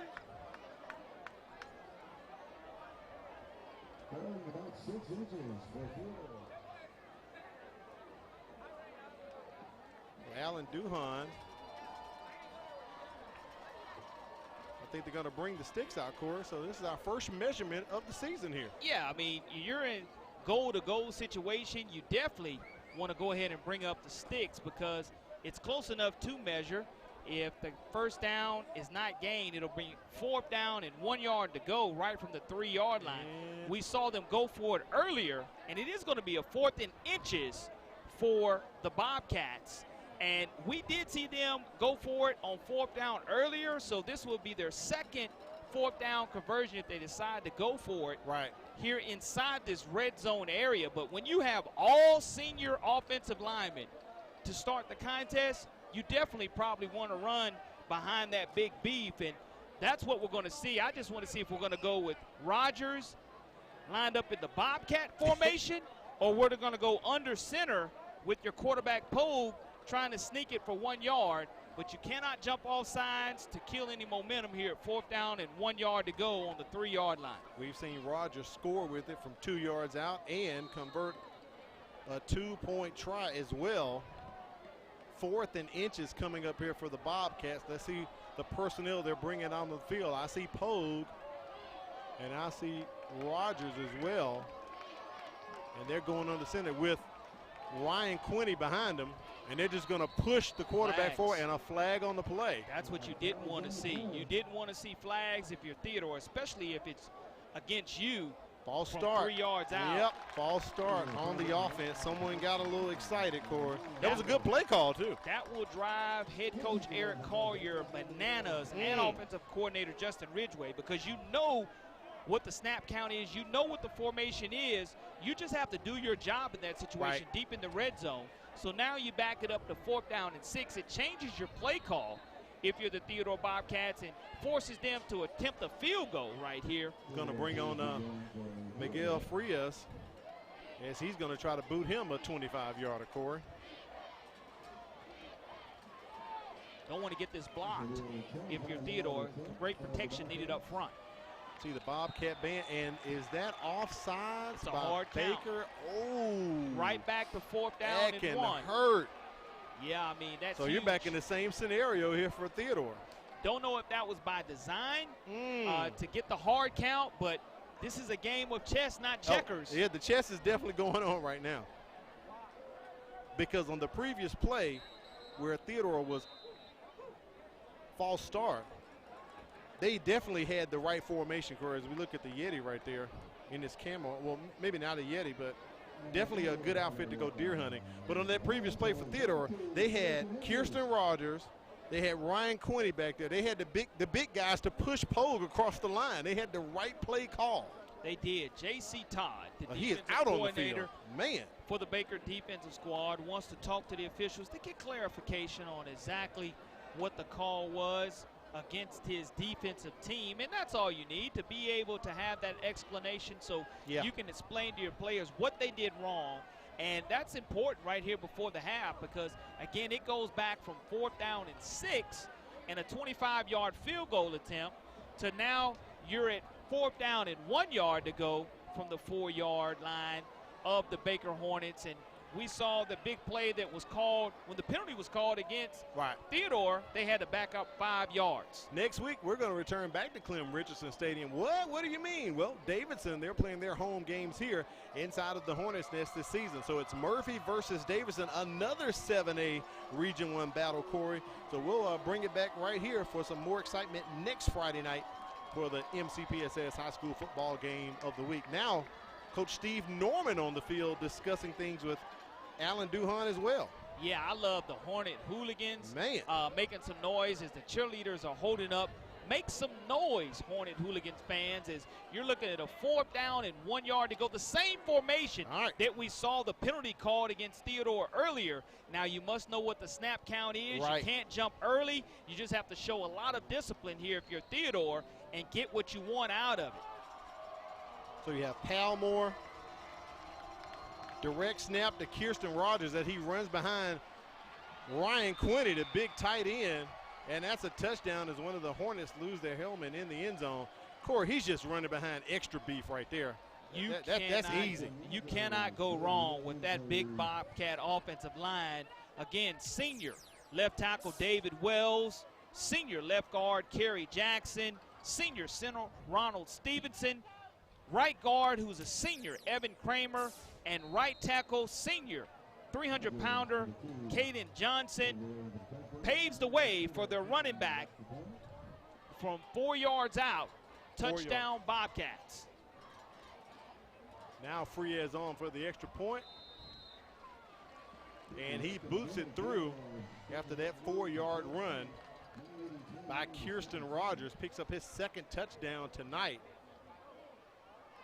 What a great first half we have had so far here tonight inside of the Hornets' nest. Theodore on top 29-17, Corey.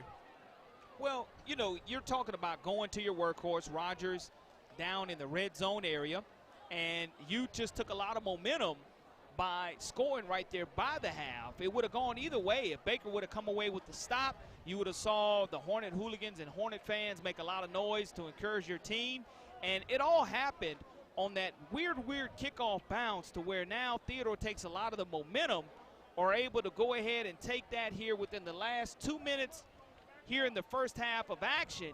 Theodore, you look at the scoreboard now, again after trailing 14-0, now our score 29-17 in favor of the Bobcats. 3-yard touchdown by Rogers, 4-play drive. didn't take much time off of the clock. Not at all.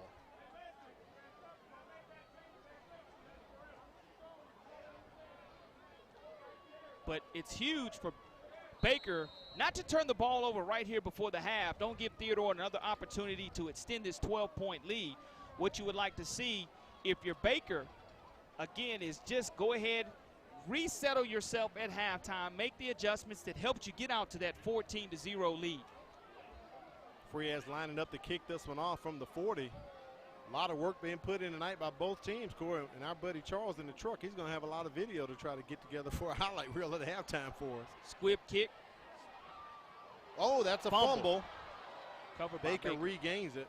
That could have been huge because anytime the football hits the turf, if Theodore's in the right position and able to pounce on top of that football, they've already got a couple of good bounces tonight that favored them. You look at this football, squib kick, and it does exactly what it needs to do from a kicking standpoint. And if you're Baker, you just want to take care of the football.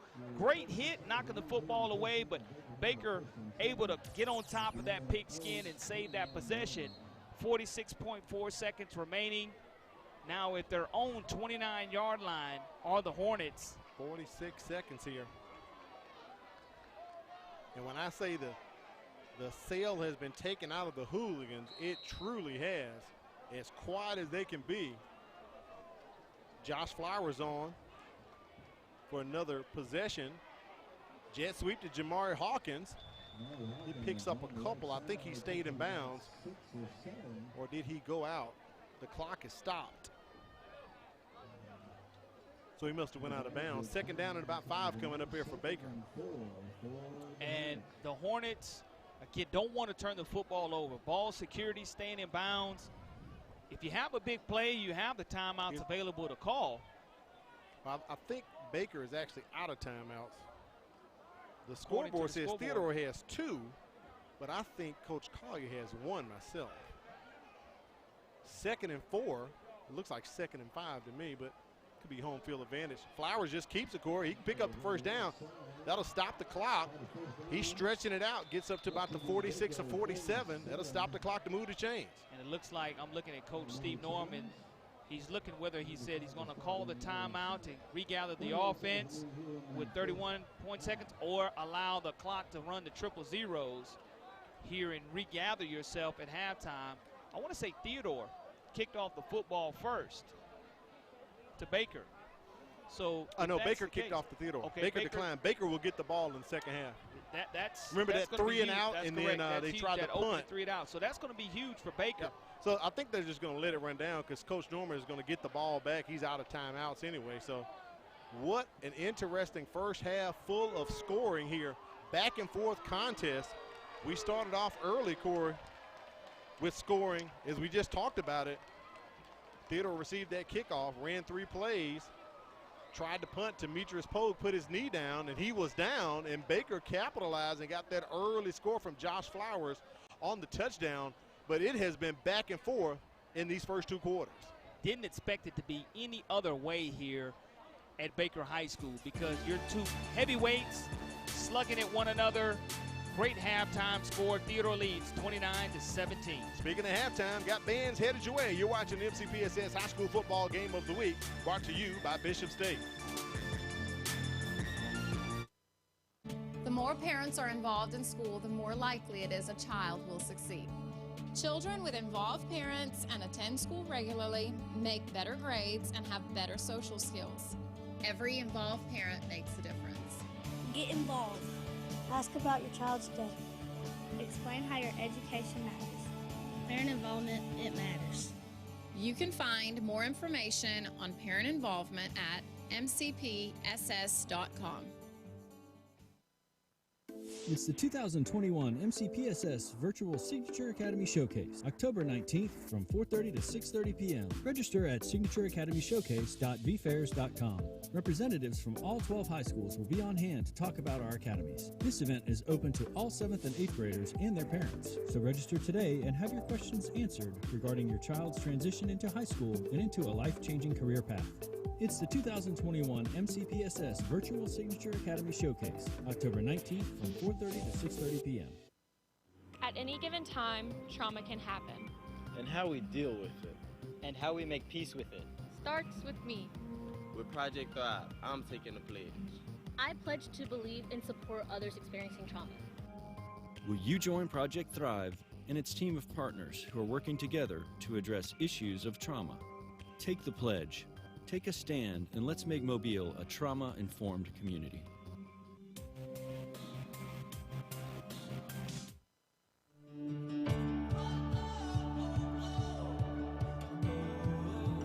It was just like an extension of home. Bishop give you that outlet to give you a career, a successful career.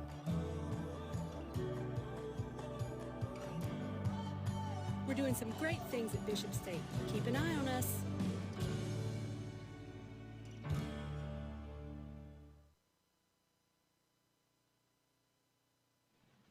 Welcome back to Clem Richardson Stadium. We are at halftime with Theodore on top, 29-17. Speaking of Theodore, let's take it down to the field and listen to the Theodore marching Bobcats.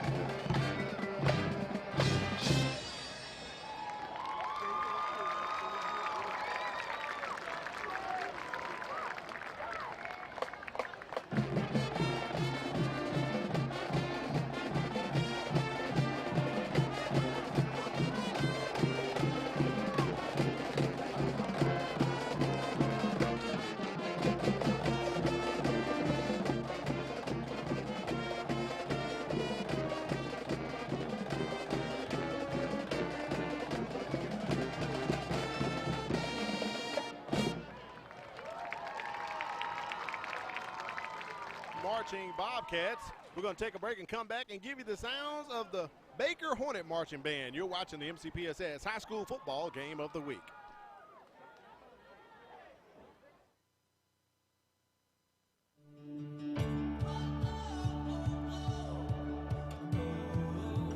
It was just like an extension of home. Bishop give you that outlet to give you a career, a successful career.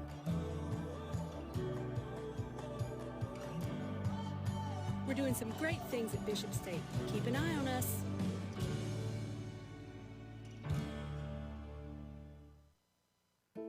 Hello, I'm Katrina Frazier. And I'm Deborah Robinson, and we would like to be your next realtors. As homeowners, we know how confusing it can be searching to find that perfect home that fits your needs and budget. For that reason, it's important to have a reliable partner to represent you and to be there for every step of your home buying process. You'll find the services offered through Berkshire Hathaway, Home Services, Cooper & Company Realtors are second to none. So whether you are buying or selling your home, call us today and let our experience work for you.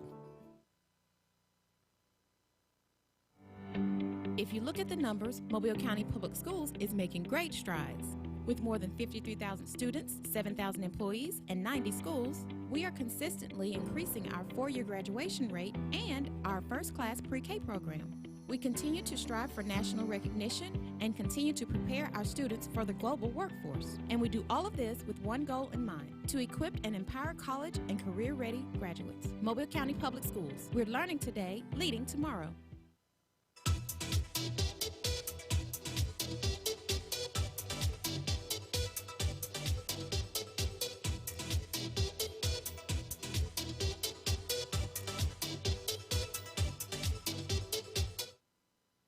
As a student in the Mobile County Public Schools, there are a few things I've come to expect. One is a quality education, and the other is a quality lunch. Not only are our school meals well balanced, meeting all federal nutritional standards, but they also have less fat, fewer calories, and they taste really good. Oh, and I forgot to mention, our school lunches contain whole wheat, grains, fruits, and vegetables to give me the energy and brain power to get me through the day.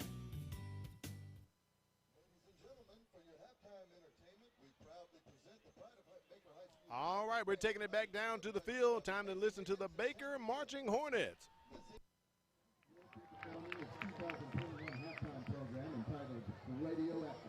The program includes music from Britney Spears, Imagine Dragons, and from the animated science fiction sitcom Rick and Morty. Tonight's feature players are Andrew Sandler on trombone and Brady Dye, Ezekiel Moore, and Eric Johnson on snare drum. Drum majors, is your band ready?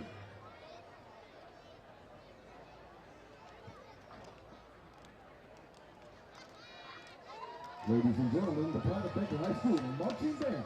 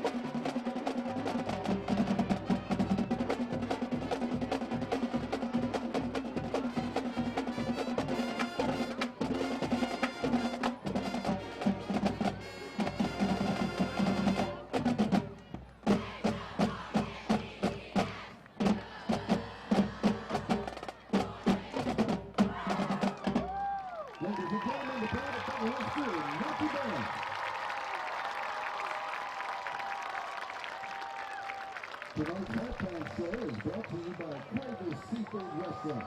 Alabama State Representative Mr. Victor Jackson. And there's the pride of the Baker High School Marching Band. We'll be back and take a look at some stats and also give you some other scores taking place throughout the Mobile County area. You're watching the MCPSS High School Football Game of the Week, brought to you by Bishop State. Hello, I'm Renee Phillips, your host of Homeroom. Will you join us as we talk with the students, teachers, and staff about all of the great things happening in our schools? That's right, Renee. Not only are we here to keep you informed about the great things happening in our schools, but to also keep you updated on safety issues.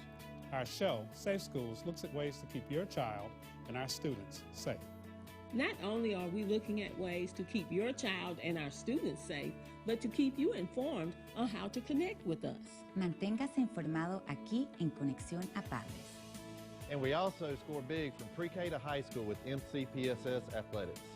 And then Inside Education puts it all together for you, showing you the ins and outs about news and events taking place across the Mobile County Public School District. We do this to keep you informed.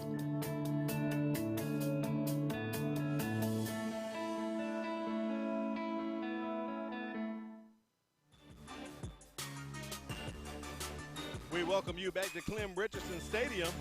What a first half we have had. Theodore on top of Baker 29-17. Getting ready to take a look at the first half statistics for this ball game. Hey, there's my buddy Malachi Howard right there in the shot, Corey. He's walking up the stands here at the Hornets Nest. Big time performance last night at Lad Peoples Stadium Gotcha. as Murphy was taking on Foley in another huge 7A Region 1 matchup. So we'll get those stats up and take a look at first half statistics. Hello, I'm Renee Phillips. Here they are right there. All right, Renee, hold on. We got to talk about stats here, Corey. So there it is, the breakdown right there. Big, look at that rushing yards by Theodore, 124 yards. And that's behind Kirsten Rogers, the big fella who went ahead and is taking over. He's the workhorse for this Theodore Bobcat offense. Wouldn't have it any other way. 65 total passing yards. The balance is there for the Theodore Bobcats. Yeah. The passing yards, they had a 65-yard strike early in the first quarter as Landon Larry did a wonderful job of finding Javen Williams in stride for that huge 65 yards that accounted for all of that 101 yards passing, 65 yards. You look at the balance, though, 189 total yards for Theodore, 170 for Baker. The one turnover by Baker led to the points off penalties for the Bobcats, and it's been a much cleaner second game for both of these teams. 4 penalties, for 30 yards for Theodore, 2 penalties for 10 yards for Baker. And there's our scoring summary right there. As we talked about it, Corey, in the first quarter, and literally after the first series, it was 3 plays and out for Theodore and literally turned into a great situation for Baker as they punched that ball in from a 5-yard touchdown run from Josh Flowers. So you can see our summary so far. But look at Theodore putting up 21 points in the second quarter, Corey. Big and really huge was that last touchdown that they were able to take advantage of, that run. I'm sorry, not that last touchdown, but the touchdown before that, the kickoff return touchdown. If you want to call it the immaculate reception for the Bobcats from Will James to Braden Jenkins. That was huge, man.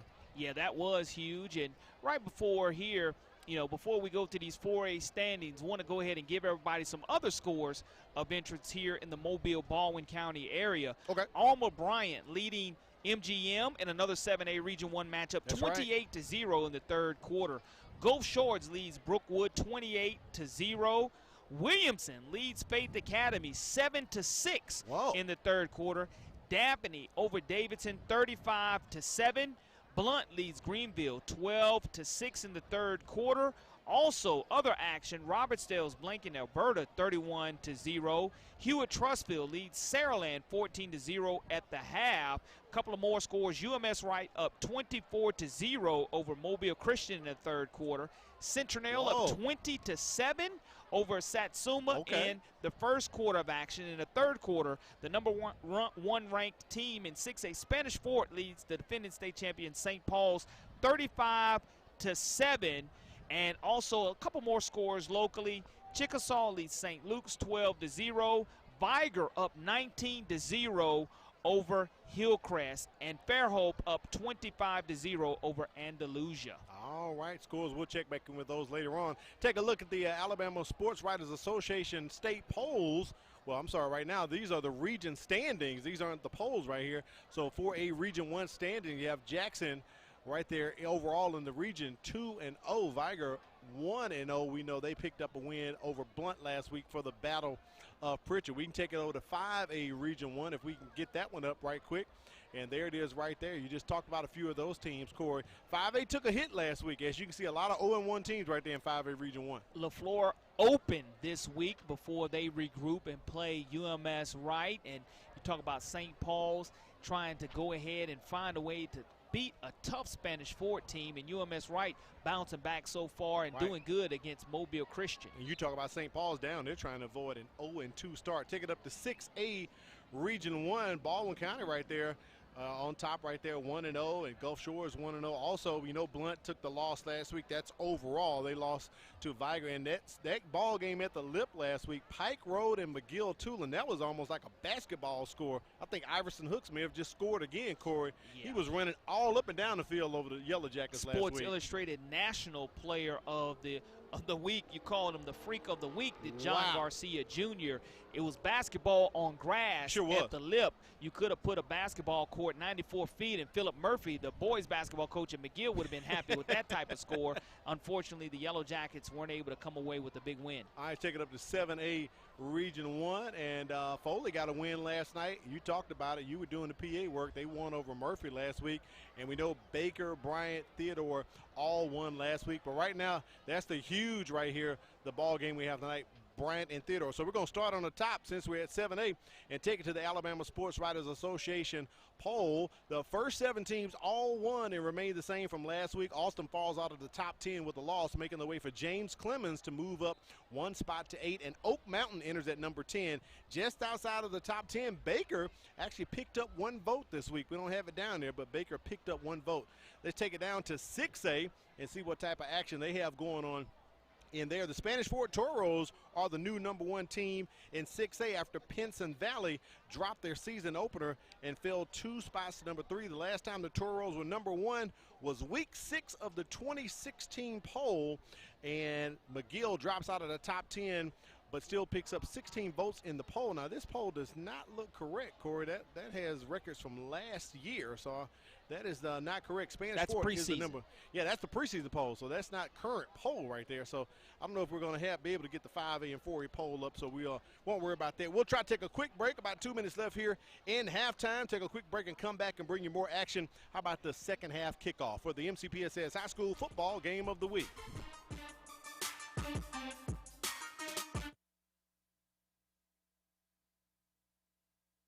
Need for Inside Education.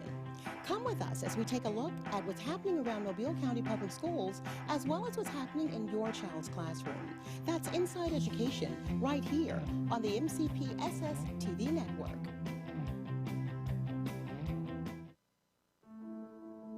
A teacher is one of the biggest investors in a community.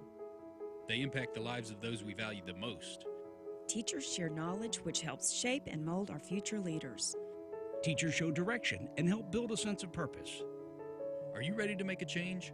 For more information on teaching opportunities, teacher incentives, or to apply with the Mobile County Public Schools, log on to www.mcpss.com.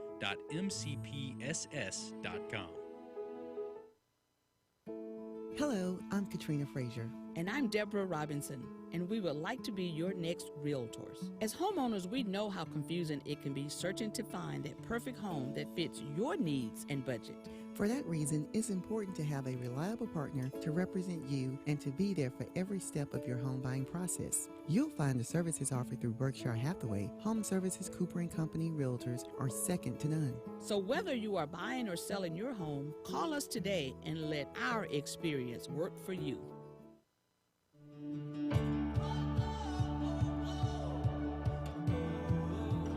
It was just like an extension of home.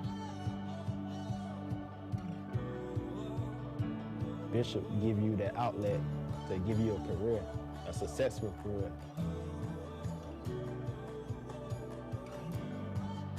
We're doing some great things at Bishop State. Keep an eye on us.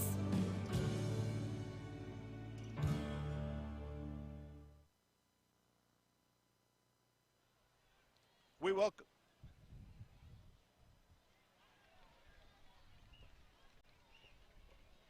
Welcome back to Clem Richardson Stadium. We're at halftime. Right now we're going to take it down to the field. I believe we're going to be talking with Baker coach Steve Norman as we get the headsets on him. Coach Norman, can you hear us? I can hear you. All right, Coach Norman. Interesting first half. Yeah. You guys started off with a great opportunity and drove right into the end zone. You took an early 7-point lead, extended to 14. We've been going back and forth this first half. Yeah. It's been that way. It's been that type of a game. You know, we knew that going into this, they were going to be a hard physical team, and just like they've been doing, we knew they were going to give it number 2 a lot. We knew it was going to be that type of a game. What we got to do a better job of is take advantage of the red zone. We got to make sure that we're going to take some shots downfield and try to make a big play like we did early in the game. Now, Coach Norman, we know you guys have instant replay a couple years ago. Do you still have instant replay now? No, we do not. No, okay. We do not. Yeah, no, I'm kicking myself in the behind for not having it right now too, because that whole play and that whole fiasco down there was an obvious penalty. But once they're not going to call, they're not going to change your mind on a Friday night. All right, Coach, go ahead on back to the sidelines. We do appreciate the time. All right, thank you, brother. All right. Well, Corey, that answers the question right there. They don't have the instant replay anymore because we know that could have came into effect a few times tonight. Well, again, when you don't see the red flag hanging out of the coach's pocket, that's normally a sign that they don't have to have it. But this was the first test and guinea pig place that they did have the instant replay system. A couple of preseason games ago, it was Blount versus Baker to where they tested it out, but no longer here now at Clem Richardson Stadium. Got to thank our folks at Firehouse Subs. Make sure you enjoy more subs and save more lives. A portion of subs purchased at Firehouse will go to Firehouse Subs Public Safety Foundation. So thanks to Jim and Susie Sherman at the Greenlight Road location for taking care of us with the Firehouse Subs. Also, BSN Sports, where you get team apparel and equipment. Whatever you need, they have you covered at BSN Sports, the heart of the game. Visit them online at bsnsports.com. Don't forget to mark your calendar, September 6th, Labor Day. All schools and offices will be closed for the Mobile County Public School System. So I'm pretty sure a lot of people know September 6th is coming up, but just in case, mark your calendar. That is Labor Day, and all schools and offices will be closed. We'll see right here if there's a holiday by either one of these teams taken in the second half. Yeah. Because if it holds fit, you could tell Steve Norman talked to his team. This is an outstanding crowd for this game, and if we're able to pull up my checklist here to start the second half, it'll give a little bit of a refresher what has to be done here in the second half for both of these teams, and why we're in the position that we are right now, and why Coach Norman was preaching and harping on the instant replay situation. Miguel Frias about to kick this one off.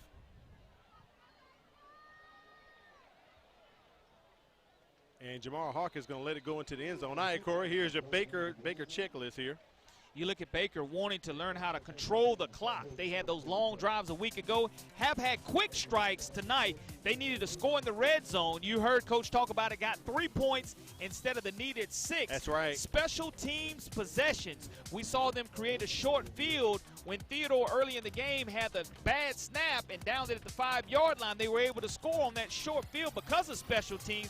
They have to score on that. Theodore has to have takeaways from turnovers. They have points off turnovers tonight so far. They've been able to have that big bobcat push up the line of scrimmage that allows Rogers to run and controlling the crowd, scoring those unanswered points here in the first half of action. Let's see what happens in the second half. 1st and 10 for the Hornets as they give it to Flowers. I'm sorry, not Flowers, Roderick Taylor. Landon Larry in for quarterback. Taylor picks up about 2 yards. It'll take it to second down here. 2nd and about 8 coming up for the Hornets. Ball at the 22-yard line. And again, as we're starting second half of action, the crowd is being treated to a wonderful 7A Region 1 matchup here at Clem Richards Stadium. Great weather so far. Rain has held off for us. They go back to Taylor. He shakes one guy, picks up a couple. Looks like we're going to have 3rd and 5 coming up here for the Baker Hornets. Big play right here early in the 3rd quarter. Big defensive tackle, 6'5", 350-pound sophomore, number 99, nowhere to hide around this big fella. He makes the tackle. Cam Rogers getting it done at the line of scrimmage. 3rd down and 5 yards to go for Chase Calcagney's offense. Jamari Hawkins right here in the slot. Javen Williams just underneath our graphic on the near side in the pistol formation. Little play action. Larry throws it, and it is nothing but Bobcats around it. And bobbling that ball, Cameron Pruitt, strong safety, Corey, and he's doing his push-ups. Look at him.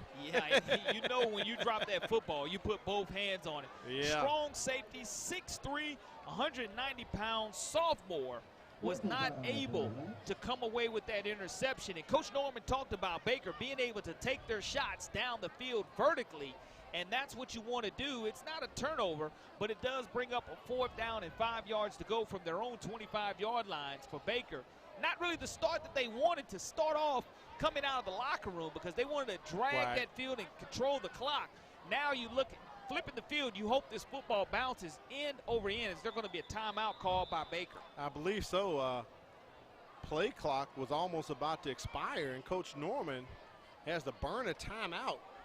So hope this one doesn't come back to hunt the Hornets later on. Let's take a look at the coaches comparison, get to know both of these coaches here. Eric Collier in his 9th year at Theodore, 13 years overall as a head coach, and he's been coaching a while there. Has an overall winning percentage of .465. His favorite color, look at there, Corey, Bobcat red. And for Steve Norman in his third year here at Baker, graduated at BC Rain and went on to South Alabama. Both coaches graduates of the University of South Alabama. His favorite color, it could be black or it could be green. Or green or black. Well, you look at Eric Collier being a graduate. And he's going down to the Bayou, playing against the Bayou next week. Sure Not is. looking ahead past this game, but that's going to be another great 7A Region 1 matchup as Bart Sessions has really tried to turn the corner for the Hurricane faithful. And you start looking at 2-2-0 possible teams in 7A Region 1, that's the matchup you want. Baker's on to punt now. Here's Hunter Eubanks, gets it off. And it goes away from Quinney. I think they're going to mark it maybe at about the 49-yard line of Baker. So Theodore coming out for their first possession of the third quarter. And now taking the ball over, down right here at the 49-yard line. We'll see if Theodore doesn't do anything different from the Hornets' 49-yard line besides give it to the big fella, number 2, Rogers, and ride him out, or whether you decide to give him a little break and get the backup Palmore some action. Palmore's in the game right now. They give it to him. He's on the run. Whoo, what a collision right there at about the 44-yard line. Anytime you hear the oohs and ahs from the sidelines, you know some licks are being passed.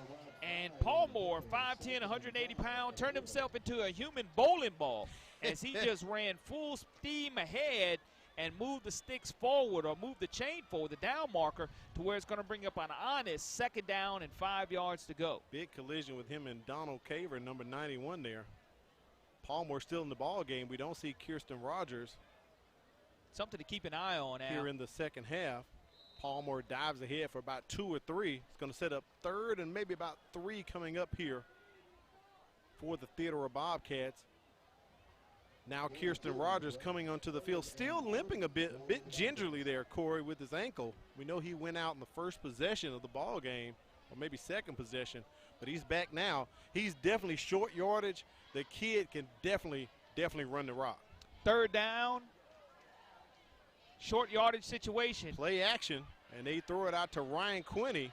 It looks like he picks up the first down. A late flag comes in from one of the officials where the catch took place. I wonder if this may be a face mask or something. We'll get the call from Alan Duhan.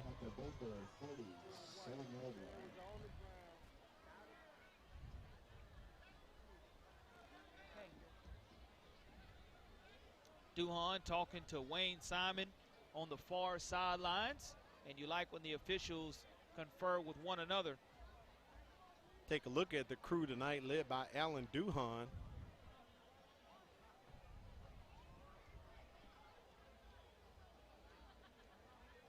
Zachary Gross, Anthony Robb, David Howe, Carl McDowell, Wayne Simon Sr., and John Esposito.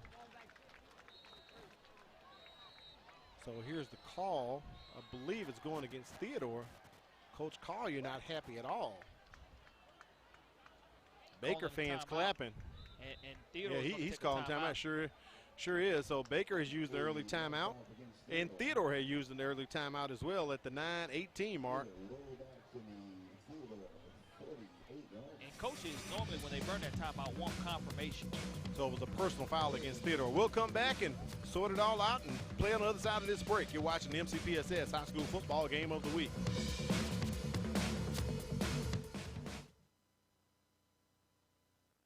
Each month, more than 90 guns are reported stolen from unlocked vehicles, creating the potential of serious injury or death. Lock it up. Many violent acts and crimes are committed with stolen guns. Lock it up. According to ATF, stolen guns pose a substantial threat to public safety. Lock it up. Be responsible. Take time to record your handgun serial number and secure it from thieves. Lock it up. Lock it up for me.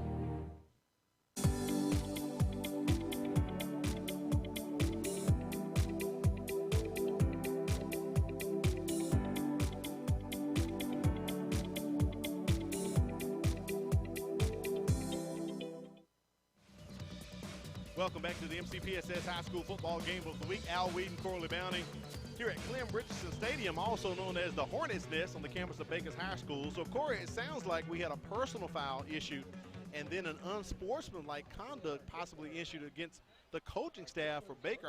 One of our statisticians, Matt Moore, chiming in. That's like 30 yards worth of penalties. I mean, that's tough because now you're looking at close to Whoa. 3rd down and a West Mobile Country mile. It says 3rd and 41 on the scoreboard, Corey.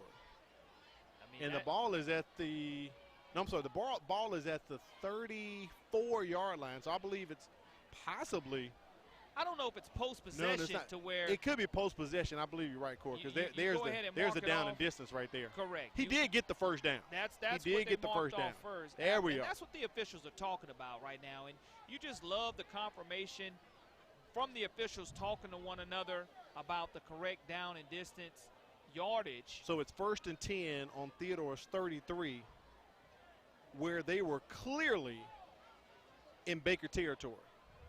So those 30 yards made a big difference. They did, and you're trying to earn them back right here. You put Rogers back there, and you hope to try to keep this Baker defense on the field and control the clock here. They hand it off to Rogers. He takes it for about 4 yards. It's almost as if this drive has started over, but this is the same exact drive, their first drive in the second half, Corey. Absolutely, and the Hornets come in and make this tackle as it's defensive back Jaden Brooks, the 5'10", 177-pound defensive back, makes the stop. Positive yardage on first down, though, for Theodore as it brings up 2nd down and 6 yards to go for the Bobcats. New quarterback in for Theodore. That's Raheem Quinney, backup quarterback. He shuffles around and picks up maybe 2, possibly 3, looking at 3rd and about 4 here coming up for the Bobcats. Just different looks by this Theodore Bobcat offense. Offensive coordinator Justin Ridgway, they came in a week ago scoring 28 points against Saraland. Now they have 29 here in the second game, so the points per game average will only increase and not move a smidgen, but you just want to see them have ball control and not turn the football over on this drive. High snap to Kirsten Rogers in that Bobcat formation. And Theodore has shot themselves in the foot, Corey, not executing well. Very high snap. Rogers couldn't control it. That's the second time tonight you've seen a higher snap, but when you have a taller quarterback, it goes ahead and pays dividends for you. Colvin Carter, the impact player, the 5'7", 165-pound senior, on the stop. And now what happens is this Hornet defense gets a huge stop trying to get the crowd back involved offensively when they get this football.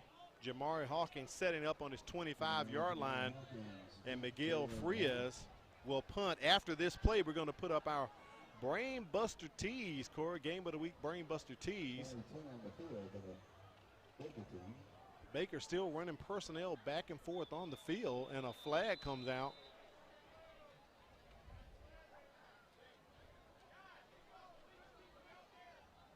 I believe that was Hunter Eubanks running onto the field late. I don't know if that caused them to have 12. One of those unforced errors that will drive a coach bananas, but it doesn't lead to a first down. Yeah, so not enough to get the first down. It just gives you a different down and distance situation, which allows you to get a better roll once you get this football. Hawkins still at the 20-yard line waiting for the punt from Frias. Want to have a good snap here so he can get it away. Gives you a different look to try to make Baker jump. But they're 3 yards off the line of scrimmage. Yep. Frias gets a nice one off. And it's going to roll out of bounds. All right, so let's get up that Game of the Week Brain Buster. See what we have in store this week, Corey. All right, what NFL team has 2 former Theodore Bobcats on its roster? Okay. What NFL team has 2 former Theodore Bobcats on its roster? Well, just the fact that you says 2 former Theodore Bobcats on its roster, that's very impressive for any school to have any NFL players that go on to that next level, which is the highest level of football in the world. One that comes to mind quickly, the guys who play for the 49ers, Jaquaski Tart, I can't get his name right, Corey. Jaquaski Tart and Jimmy Ward both played at Davidson and both went to the Super Bowl. Absolutely. As members of the San Francisco 49ers. Josh Flowers in. Baker going to that Wildcat formation. And that's not going to happen. Big number 97, David Cunningham, wraps that up real quick. Big 6'3", 235-pound senior on the stop. But positive yardage for the Hornets on first down. Even though it's only 2 yards, picks up about you're 2. still able to go ahead and control this clock, which is what Coach Norman wants to do, have great ball control, as well as take that strike early on down and distance. But here's 2nd down and 8. Not really a situation where you can take that long strike.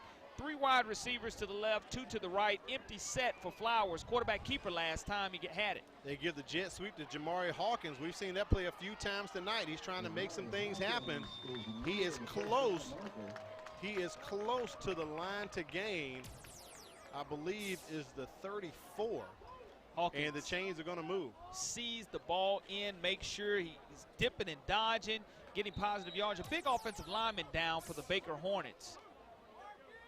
Officials timeout here, injured player. Number 71 there Joseph for the Miles. Hornets. Yeah, Joey Miles. One thing we haven't seen too much tonight of Corey cramps tonight. You know, humidity was extremely high, close to 94% at kickoff, as evident to where all you had to do was walk upstairs and you started to sweat profusely. But the breeze, and now that the sun has gone down, the humidity has definitely dropped. The breeze has felt real nice tonight coming out of the north to our backs here atop the press box at Clem Richardson Stadium. Been feeling very nice all night long. As Miles still down on the ground, they're taking a look at him. Got to thank our folks over there at Bishop State being part of the team here for this year. Don't forget, registration for fall semester at Bishop State is going on right now. And also, they have a location in Theodore. It's located on Highway 90 right behind Hardee's. They're offering evening classes for your convenience. Classes this semester will begin the day after Labor Day and end before Thanksgiving. That means you can finish classes before the holidays. So registration is open right now.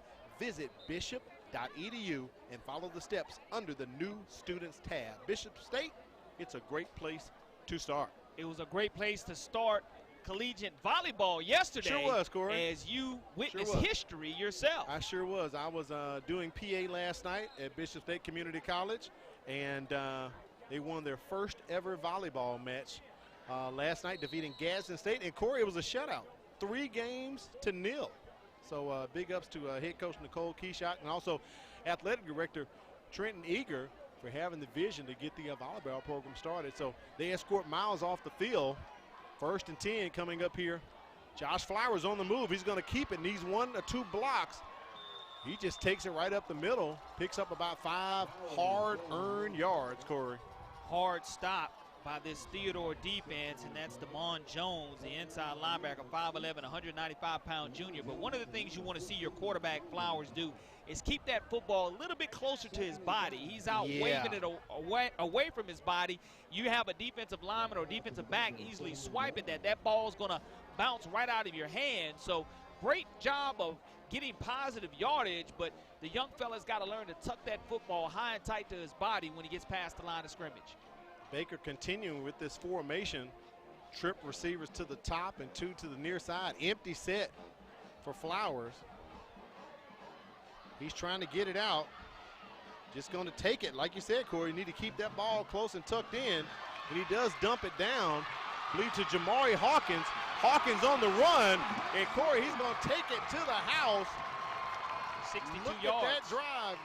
I mean, that play, 62 yards. You're right, Corley Bounty. Jamari Hawkins with the touchdown. A little soft touch pass from Josh Flowers. But you look at Flowers and stemmed the play with his feet and knew that he had not crossed the line of scrimmage. Right. He's looking down, wants to go vertically. He pump fakes, goes ahead and goes to his check down. Great job of not crossing the line of scrimmage, staying alive, and finds his dump down. And I tell you what, Hawkins, folks, shows you at 5'10", 175 pounds, he can turn on the burners, and that is the type of excitement that this Baker Hornet fans wanted to see. And you talked about capitalizing in the red zone. You didn't have to worry about getting in the red zone because it was a track meet to the end zone.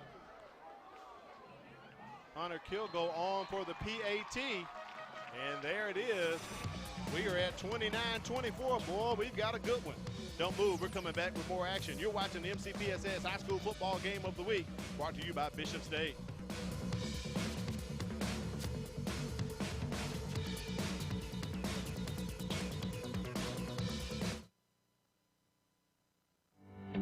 If you look at the numbers, Mobile County Public Schools is making great strides. With more than 53,000 students, 7,000 employees, and 90 schools, we are consistently increasing our four-year graduation rate and our first-class pre-K program. We continue to strive for national recognition and continue to prepare our students for the global workforce. And we do all of this with one goal in mind, to equip and empower college and career-ready graduates. Mobile County Public Schools. We're learning today, leading tomorrow. We welcome you back to the MCPSS High School Football Game of the Week. Al Wheaton, Corey Bounty. Boy, we got a good one going on right now, Corey. Yeah, I mean, we knew it was going to be a great one, and that's the type of explosive play that this Hornet Hooligan fans needed to get them into the game, to get the crowd into the game. And now here it is, 29-24 in favor of Theodore. And let's see if Theodore can find a way to get their offensive rhythm getting going. And you know, this defense led by J.C. Todd is going to be talking to the guys on the sideline saying, hey, we get a stop right here. Our offense is going to go help us. And, again, a slugfest here in the second half here in West Mobile.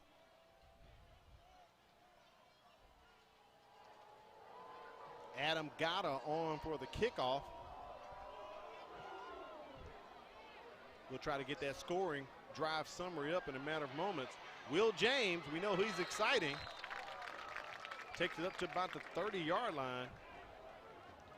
Well, we know Will James took it 65 yards before it bounced into Braden Jenkins on that kickoff. That's true. After our early Baker score, so at least they did not allow special teams to hurt them there. But now Theodore is going to get the ball right close to the 20. Yeah, they're spotting it at the 29, Corey. 29-yard line, their own 29-yard line.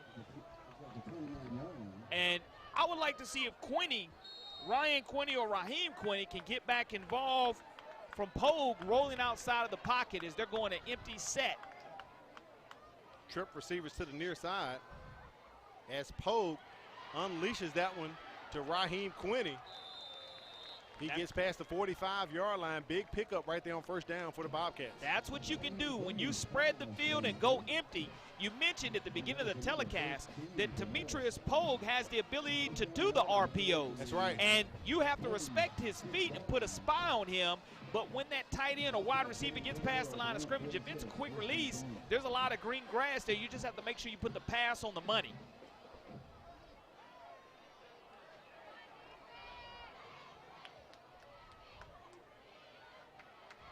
Throwing that one out to Braden Jenkins. Boy, he's got some blockers. And he's continuing to run first down plus more, Corey. And Theodore is on the move. 2 plays there in Baker Hornets territory already. Simple swing pass to Braden Jenkins, the 5'9", 175 pounds junior, who was able to score off of that fortuitous bounce that was taken on the kickoff. But that's huge. First down pickup for Theodore as they're trying to show the balance. Another empty set, 3 to the right side, 2 to the left, wide receiver-wise. Pogue taking his time, working through progressions, dumps it over the middle, hooks up with Raheem Quinney once again. That's about an 8-yard pickup. 3 passes in a row here for the Theodore Bobcats and 3 first downs. Jaden Campbell on the stick for the Hornets. Great stop, making sure that there was no yards after catch, but it's going to bring up a short yardage situation down in distance for the Bobcats. 2nd and 1, ball on the 29-yard line.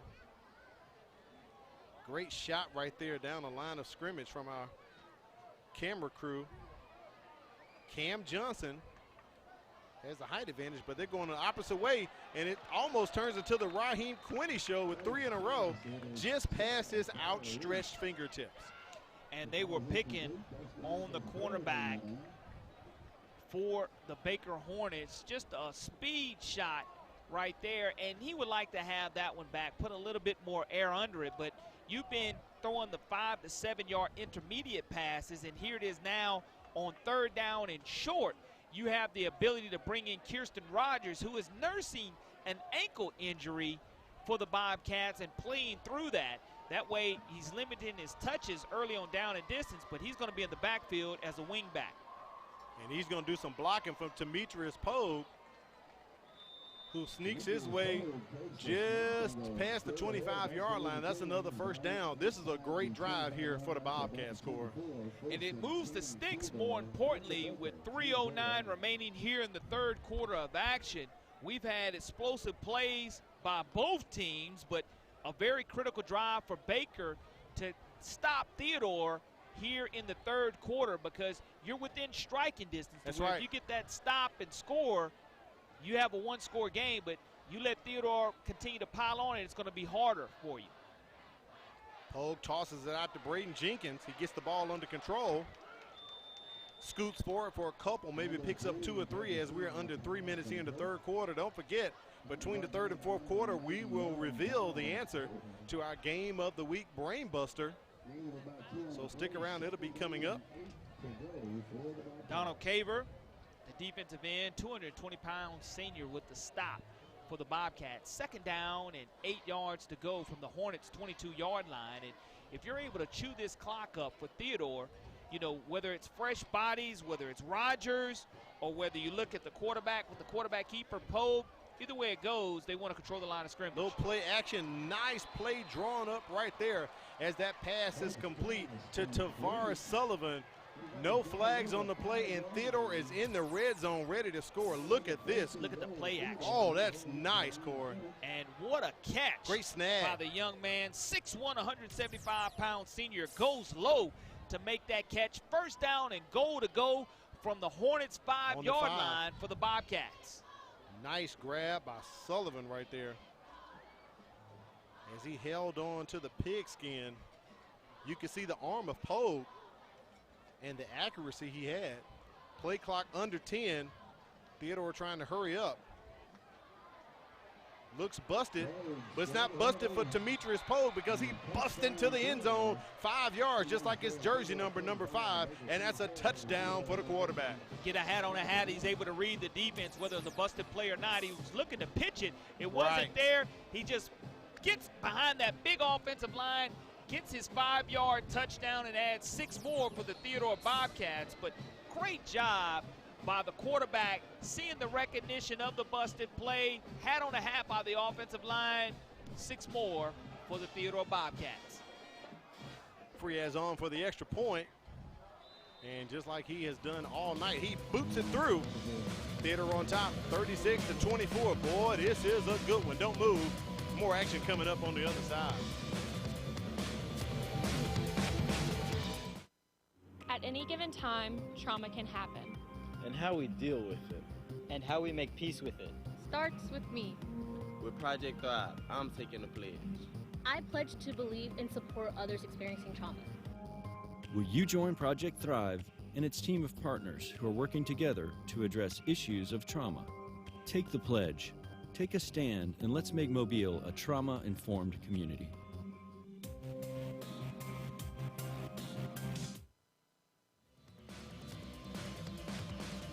Welcome you back to the Hornets' Nest inside of Clem Richardson Stadium here on the campus of Baker High School. Theodore on top, 36-24. Corey, the Hooligans got excited a few moments ago, and now they're back quiet again because Theodore came and shut them down. That's what you have to do if you're Theodore. You want to go ahead and make these fans sit on their hands out here in West Mobile, and don't give the home team a reason to get excited. But 36-24, our score with 1:46 remaining here in the 3rd quarter of action. We're setting up for a great 4th quarter coming up. You want to make sure you stay tuned in and locked into that brain buster question as well. Frias boosts that one down the middle. Hawkins picks it up. He just finished scoring on Baker's last possession. He's trying to do something with this one, and boy, does he do something. Gets it up to about the 32-yard line. Great return by Jamari Hawkins. Has great change of speed, change of direction as a returner. Late flag, Corey. And if it's against the Bobcats, you love the additional yardage that will be tacked on to the end of this. Not quite sure what happened, as I was looking to see exactly what occurred. Personal foul. So a personal foul against Theodore. That'll tack 15 yards on top of that 32-yard run from Jamari Hawkins. And the Bobcats are near the midfield stripe as they place the ball just shy of the 47-yard line. That was an 8-play, 71-yard drive by the Theodore Bobcats. And you start looking at time of possession. If you're Steve Norman, you want it to be in your favor. That's right. But it has been in the Bobcats' favor tonight. And again, the Bobcats got blitzed early by this Hornet. They were stung early, but they were able to take that stinger. Punched them in the mouth. Absolutely. Oh, sure did, Corey. And it was 14-0 early here in the first quarter with a lot of momentum going and moving forward. But Flowers is back in the game at quarterback, and Theodore's still in this 3-4 defense. See what they can do. Flowers has time. Going to dump it down to Javen Williams just in front of us here. That's a first down, and they're going to mark him down at about the 38-yard line. Nice pass from Josh Flowers. Look at the time. The young man looked at his primary wide receivers at second, went to his dump down, probably his third target on the play. So that's a great way of reading the defense by this young sophomore quarterback. Moving the chains, getting the first down for the Baker Hornets. Now the ball at the Bobcat 37-yard line.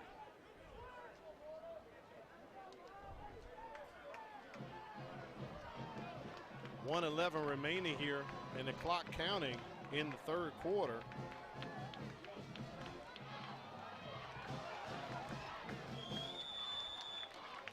Hawkins on the jet sweep picks up maybe 2 or 3. Well, they're going to credit him with a bit more, maybe 5 on that. Well, maybe 4 yards. That's what the PA guy is going to say. So 2nd and 6 coming up here for Baker. Ball sits squarely on the 35-yard line of Theodore. We have had back and forth scoring all night long here in this contest. A great Region 1 battle. Theodore, region champs 2 out of the past 3 years. They know they are the hunted, Corey. Look quick out to Chandre Young Jr. Knocks his mouthpiece out of his mouth. That hit from Landon Collier wasn't nothing to mess with, Corey. You see, there's a mouthpiece right there. Wow. Coach supplies it for him. But again, great pass by Flowers. You would think it's a hard or easy pass to make with no defender being there, but you have to make sure that that pass is completed. 3rd down and 2 yards to go now for the Hornets, and they're going to have to run one more play before this third quarter ends. They sure will. Is there about a 10-second difference between play clock and game clock? Ball on the 30-yard line. Josh Flowers just going to keep it, plow ahead. First down for the Hornets. That'll stop the clock to move the change. Coach Norman told me at the top of the week, Corey, a ball game like this, they need to win. They need to say, hey, we're ready for it to be a number 1, number 2 seed. Let's host a playoff game. Not trying to look too far down the schedule, but on the back end, they have to play Fairhope, they have to play Daphne. They know they got some tough games coming up, but right now, he says we need to get over the hump this Friday night and get that early season big win. Very important for this Baker program as we enter the 4th quarter. And again, this is where you get your fans behind you. You get your band behind you. This is what you have off-season conditioning for from the time the season ends until the time preseason begins. This is what you are ready and made up for here in late August and the beginning of the season. All right, Corey, let's see what you're made of. Let's put up the brain buster question here. We put it out there in the third quarter. What NFL team has 2 former Theodore Bobcats on its roster? All right, Corey, you've had time to think about it, and Theodore has actually scored one since you've had time to think about it. So we'd like to offer a guess, Mr. LeBounty. I am going to go with Jets, Jets. Oh, he did it on beat. Let's reveal the answer and see what we have in the truck there. It is the New York Jets. Linebacker C.J. Mosley and running back LaMichael P. Ryan, both former Theodore Bobcats. And, Corey, here's your +1. there's another local player from Mobile who plays for the New York Jets. Do you happen to know who that is?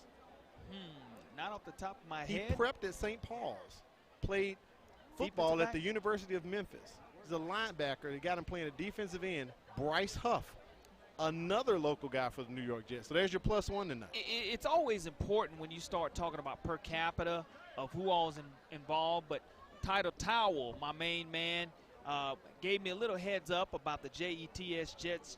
That's right. That means he's tuning into the broadcast, so I want to thank Title Towel for tuning in. And I always like to see these answers come across to try to, you say phone a friend a couple of weeks ago. It's always good to get feedback from my friends. Hey, Corey, you know a lot of folks. Here's our scoring summary right there. Both teams put up touchdowns in the third quarter. So we have had a contest tonight where we have seen scoring in each quarter tonight as we are 36-24, Theodore on top. And Corey, at this rate, I'm expecting another exciting quarter and our last one here for this contest. Flowers on the move, just going to keep it as he runs up the middle, picks up 7 or 8. Way to make something out of nothing. Yeah, I mean, just look at the ability of Flowers to make the defenders miss, and that's what's critical when he's able to extend the play. I love the fact that he's keeping his eyes down the field, looking for his check downs, looking for his primary. It's not there. His secondary wide receiver not open, just goes ahead, and he's learning again to keep that football a little bit closer to his body, as when he's in traffic, it won't get knocked or punched away. Baker goes with that empty set, which opens up the field for Flowers as well. 1st and 10 ball on the, 2nd and 1 ball on the 18-yard line. Flowers just going to scramble. He's going to pick it up as he runs outside of our camera. He dives in. Is it enough? Touchdown, 18 yards by Josh Flowers. His 2nd touchdown tonight on the ground. All Flowers all the time, and he looked to bloom on this play, Al. Yes, the sir. 6'2", 208-pound sophomore tucks it. Look how tight that ball is to his body there. He makes sure he's not going to fumble it. He gets past the goal line, gives fourth quarter excitement and action here at Clem Richardson Stadium, and puts 6 on the board for the Hornets.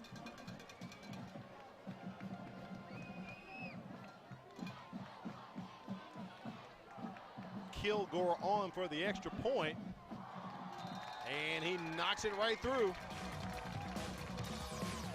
It's 36-31. Boy, we're having a good one here. You're watching the MCPSS High School Football Game of the Week, brought to you by Bishop State.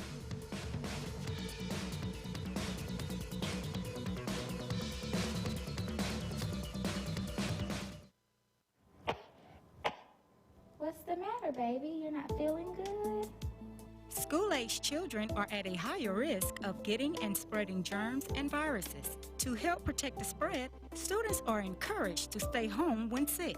Parents, it's important for your child to remain at home at least 24 hours after they no longer have a fever of 100 degrees or higher without the use of medications. Please help us maintain a healthy learning environment.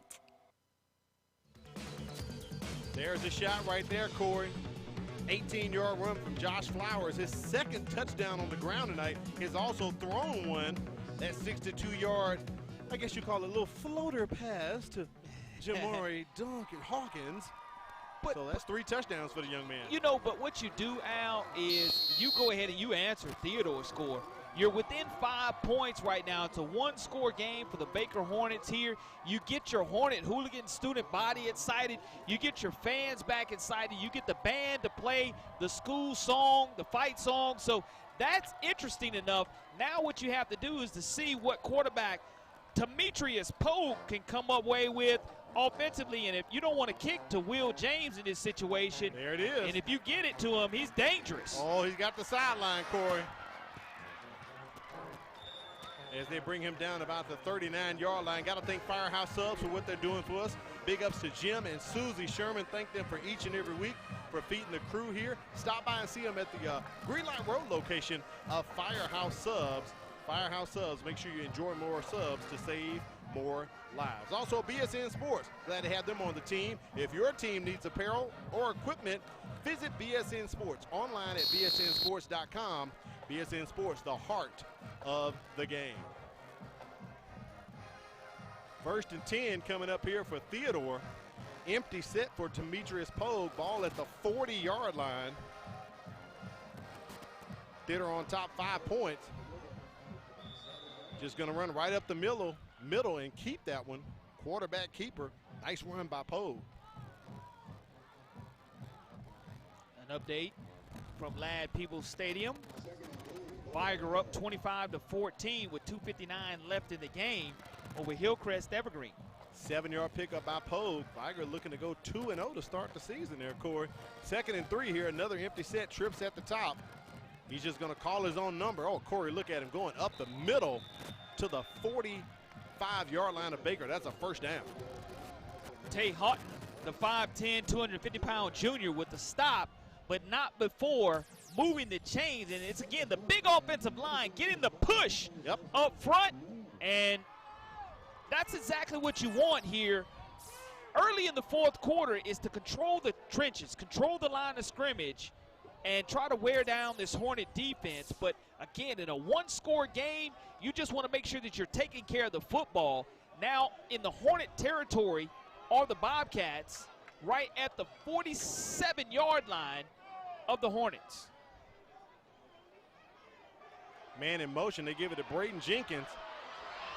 And he is trying to take it up the sidelines. He's knocked out of bounds at about the 17 to 18-yard line. Nice play call right there from Justin Ridgway on the jet sweep. On the sweep, anytime he bounces into the outside, he's going to get additional yardage. But Jaden Campbell comes away and pushes him out of bounds. The 6', 170-pound junior lays the lumber, but not before a 25 or 30-yard game for the Bobcats. And they're controlling the clock in the line of scrimmage here to start the fourth quarter. 1st and 10, ball on the 17, inside of the red zone.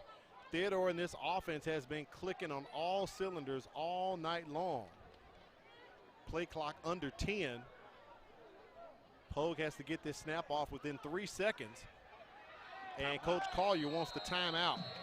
They couldn't quite get things together, Corey. Coach Norman wants to delay a game. Coach Collier wants the timeout. He's able to get it. Baker only has 1 timeout remaining. So they gave it to Theodore. Okay, good. All right, next week we're going to come back here to Clem Richardson Stadium. But it won't be the Hornets. It'll be the Panthers and the Warriors. Make sure you join us at 6:50 as we go up live for the next MCPSS high school football game of the week.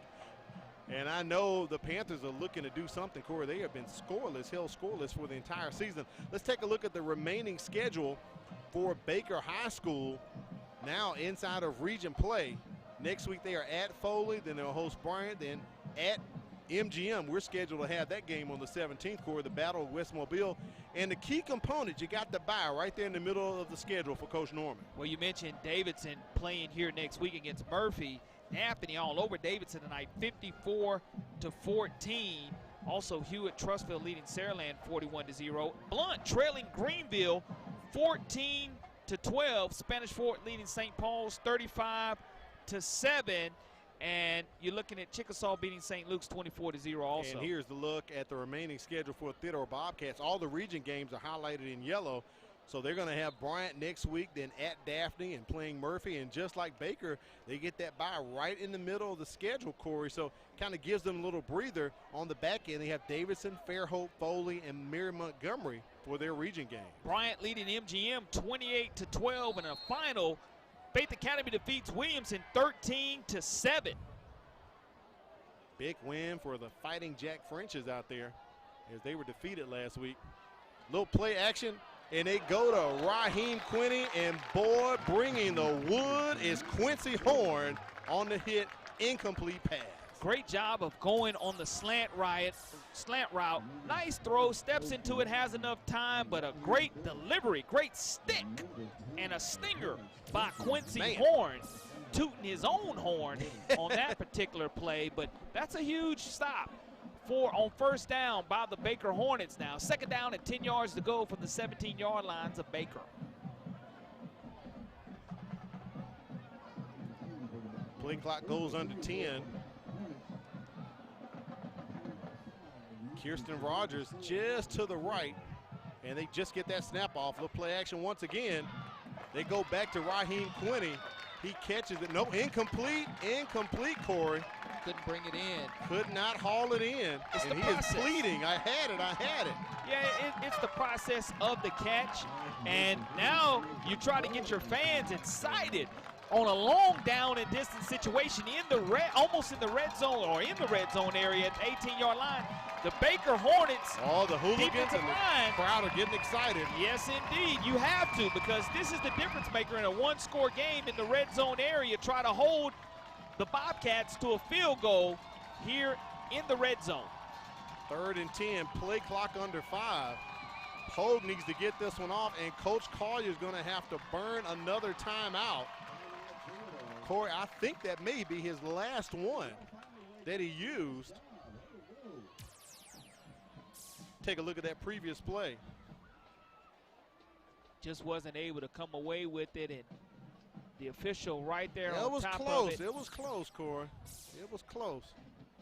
So Theodore out of timeouts. Write this down. The 9:33 mark of the ball game remaining. Theodore out of timeouts, Corey. The good thing is 2 timeouts on this drive, as a matter of fact. They are ahead on the scoreboard. It's a difference if you're trailing. But again, you work on situational football on certain days of the week to where you do your 2-minute drill, whether it's every day or certain aspects, 2-minute drill in the red zone, 2-minute drill driving the length of the field. So here on this condensed field, or the shortened field rather, 17 yards to go before you get a touchdown. Now the Hornet Hooligan fans, the band, the stands, you can hear those metal stands, those cowbells ringing. Oh yeah. At 3rd down and 10, our press box is starting to rock a little bit too. And we do know that Theodore has been in a situation where they have had a delay of game. I'm sorry, not a delay of game, a false start, but they've been in a situation had to bring points off the board. So Coach Collier and the crew want to get the right call in this situation.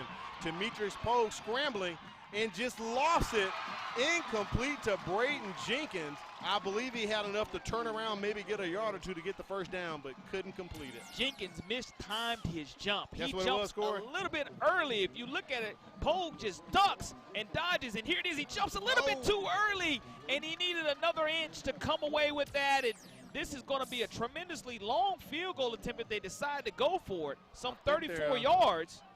I believe they are going to kick it, so 34-yard attempt. You got to be careful that it's not blocked and returned here, because this would be a huge swing like they're if it is blocked. placing it on the 26, Corey, so a 36-yarder coming up here from Miguel Frias. He's left-footed. He draws it too much hook he puts on it. It is no good, and the Hornet faithful are excited, and the Hooligans are riled back up. Baker gets the big stop. We're coming back as they take over possession. 9:20 remaining in the ball game. I'm telling you, this is a good one. Don't move.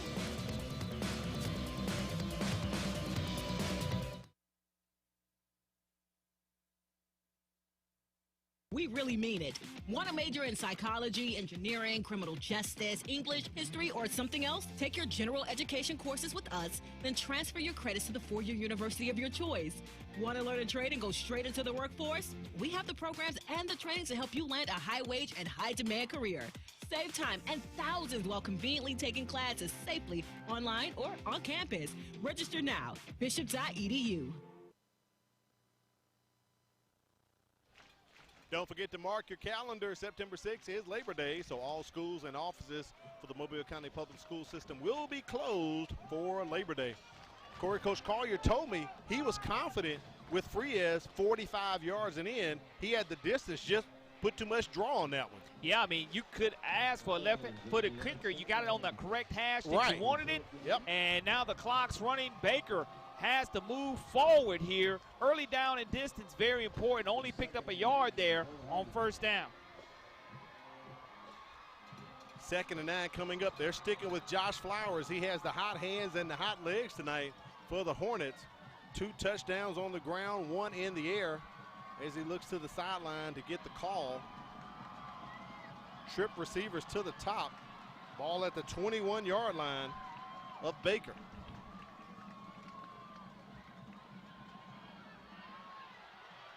Oh, and that's a fumble, Corey. That's a fumble. Theodore's on top of it. I believe they do recover it. That would be Baker's 2nd turnover tonight. And that's a huge fumble recovery by the Bobcats. The defensive lineman comes from behind and knocks the ball away from Flowers. He didn't feel the pressure coming from behind, and it looks like it's 97, David Cunningham, or Quinney. I can't tell. It's either Quinney or Cunningham. Maybe Ryan Quinney hitting from behind. If we can replay that back one more time so we can see who it hit. I know there was a 7 involved. Couldn't see whether there's a 97 or a 17. But it was definitely the pressure from behind the big defensive lineman or defensive end. That's Quinney right there. So it was definitely 97 from behind. David Cunningham. Yeah, Cunningham. Great pressure.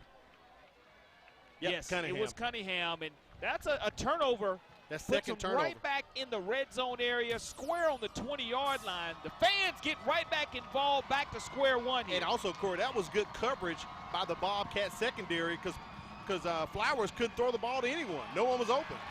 They shut down Kirsten Rogers. That's about a 3-yard loss on that play. Second and long coming up here for the Bobcats. 2 timeouts remaining. Coach Steve Norman only going to call a timeout in an emergency situation because you want to save those for the under 2-minute mark for your offense and or defense. But nothing going positive at the line of scrimmage there for this big offensive line. Credit the defensive line for standing the O-line of the Bobcats up.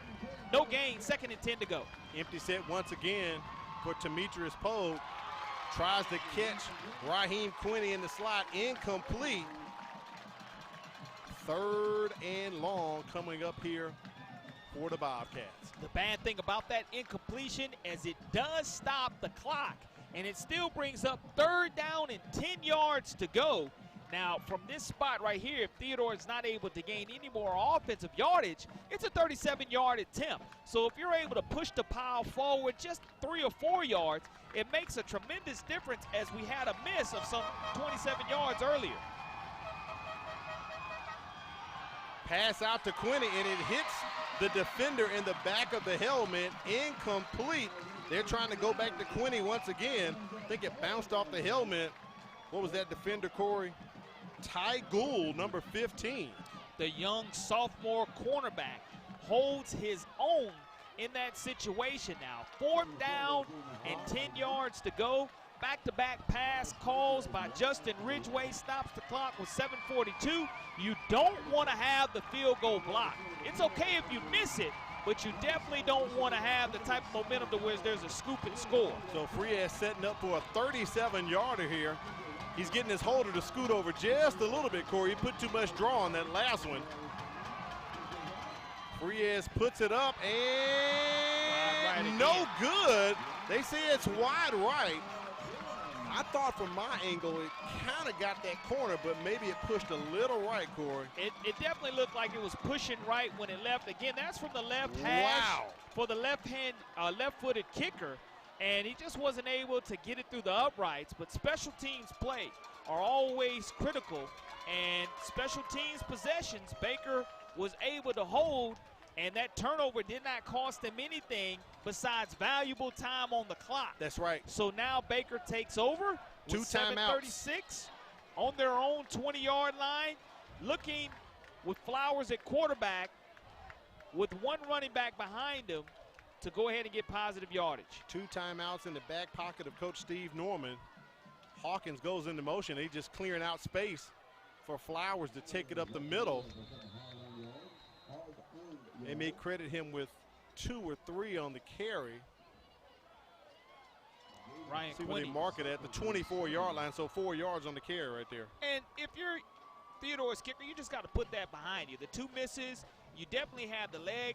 Frias, they're going to need you, young fella, so go ahead and shake that off. Continue to play the next play. You know, don't hold your head down. Your defense, trusting yourself, moving forward. This young man has an outstanding leg for the Theodore Bobcats. Little quick out to Jamari Hawkins. They set up a little screen for him. He picks up a few, maybe about 2 yards. We'll call it a long 2, Corey. It's going to be 3rd down and short yardage situation. Now, this is the biggest 3rd down of the game for the Baker Hornets. Because if you're able to get it, you're able to keep that clock moving, but you don't want to throw an incompletion here to stop the clock. So it's going to be a critical call for first-year offensive coordinator Chase Calcagney. Ball on the 28-yard line. It looks closer to the 29 than the 28. Short yardage situation here coming up for the Hornets. They bring Hawkins to clear it out. You kind of figured Flowers would keep it right there and just dive across the line of scrimmage. Picks up the first down easily. And here's the thing, with you only trailing by 5 points, you just have to have ball control. You want to have one of those long, sustained drives to where you don't give Theodore an opportunity to get the ball back, and that's going to be the heat timeout here in the fourth quarter. At the 6:10 mark, we're going to take a quick break and come back and bring you some more action. You're watching the MCPSS High School Football Game of the Week. This is a program for any middle school student who's actually behind. This opportunity offers kids a chance to do 2 grades in 1 year. If it wasn't for Star Academy, I would still be in 8th grade and probably still struggling. We are one-on-one. We have small classrooms, and we're able to give students that personal touch, that personal attention. I know I'm coming to see good teachers, good attitude, and also they're here to teach us what we need to learn.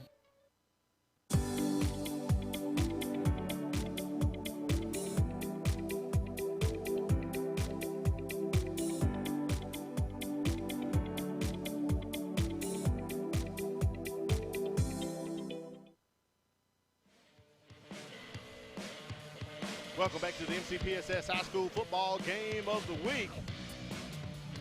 As we are inside the Hornets' nest, and there's a back view of some of the hooligans there. Tonight is camo night, Corey.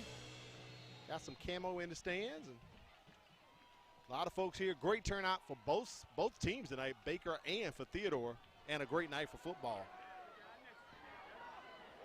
Flowers trying to connect, and does. Gets it up to Javen Williams. Williams picks up the first down just past the 45-yard line. You know what I love about this young quarterback? He was able to put the turnover behind him and go ahead and play the next play. And now his defense gives him back the football, and he's able to get positive yardage. And this young fella keeps his eyes down the field. He doesn't hit his primary wide receiver. He comes back to his second and third read, which is very impressive. And Javen Williams, the 6 foot, 160-pound senior, knew to come back to the football and help his quarterback out, give him a fresh set of downs through the Hornets half. A quick handoff to Roderick Taylor, catch him on the delayed draw there. Offensive line just trying to push that pile. They haven't whistled it dead yet. Coach Collier's like, come on, man, blow the whistle. Yeah, Jordan Bolden, the big defensive tackle, 295 pounds, was the first one to get that Bobcat paw on him. Grabbed him by the jersey and waited for help to come on the way, but 6-yard gain, second down and 4 yards to go for Joshua Flowers, and you have Roderick Taylor at his running back, 2 wide receivers, a 2-by-2 set now shown by the Baker Hornets. Ball on the 49-yard line of Theodore.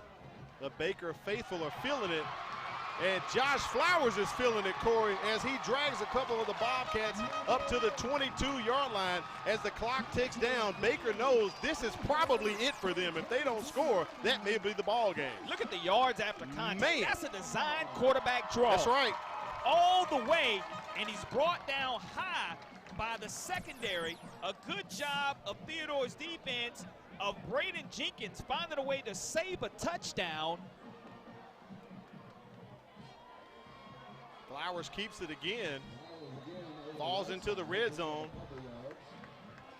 But Al, the difference between this young man carrying the football here late in the game, he's protecting the football. That is true. Unlike earlier, where he had it knocked away from behind and carried it loosely when he still secured it. But now here in the late in the game, Baker's trying to grind this clock out, not give Theodore an opportunity to have a quick strike. So they're taking as much time off the clock. Getting in the red zone area is exactly what Coach Steve Norman mentioned at halftime they needed to do. Score in the red zone. That's true. The difference in the contest right here, 4 minutes remaining in this huge 7A Region 1 matchup. And Coach Norman's going to call the timeout right there as the ball's on the 18-yard line. We said he had 2 in his back pocket, so he has the leisure doing that. Corey, who are you thinking about for your Career Tech Education Player of the Game? I have 2 guys in mind right now. and one of them could possibly take it, in my opinion, depending on what happens on this drive. Well, for the Baker Hornets, I really like Joshua Flowers. I'm with you there. And for Theodore, I like the quarterback, Demetrius Pope. Yeah, I was thinking about Kirsten Rogers, but Pogue has really stepped up here as the game has developed. Yeah, I mean, he's been the workhorse in regards to his decision-making. Rogers got dinged up early, so we didn't really have an opportunity to see him at full strength throughout the entire contest. But here with 4 minutes exactly remaining in this huge 7A Region 1 early Region 1 matchup in the season, in week 1 technically, because you have week 0. Some teams use for jamborees. Some people use them as a huge matchup in week 0. UMS played this Baker team and got shut out a week ago. Baker on the verge here in the red zone, encouraging their crowd to get behind them, give them a little bit more energy. 2nd and 7. Ball on the 18-yard line. Exactly 4 minutes remaining in the contest. Let's see what Chase Calcagney has called up for the Hornets. They give it to Roger Taylor, and that's a fumble. That ball is out. Alan Duhan signals turnover. That is the 3rd turnover tonight, 2nd fumble, and the crowd is devastated. The Hornets don't even want to come off the field, Corey. But you have no way to review the play. There's no instant replay. You don't have instant replay available. We do have it available. You look at the ball secured by Roderick Taylor. Is it out? That ball is out. Let's run it back. We'll be able to see if the pigskin is loose before, and it's a lot of traffic there. Yeah, that ball is out.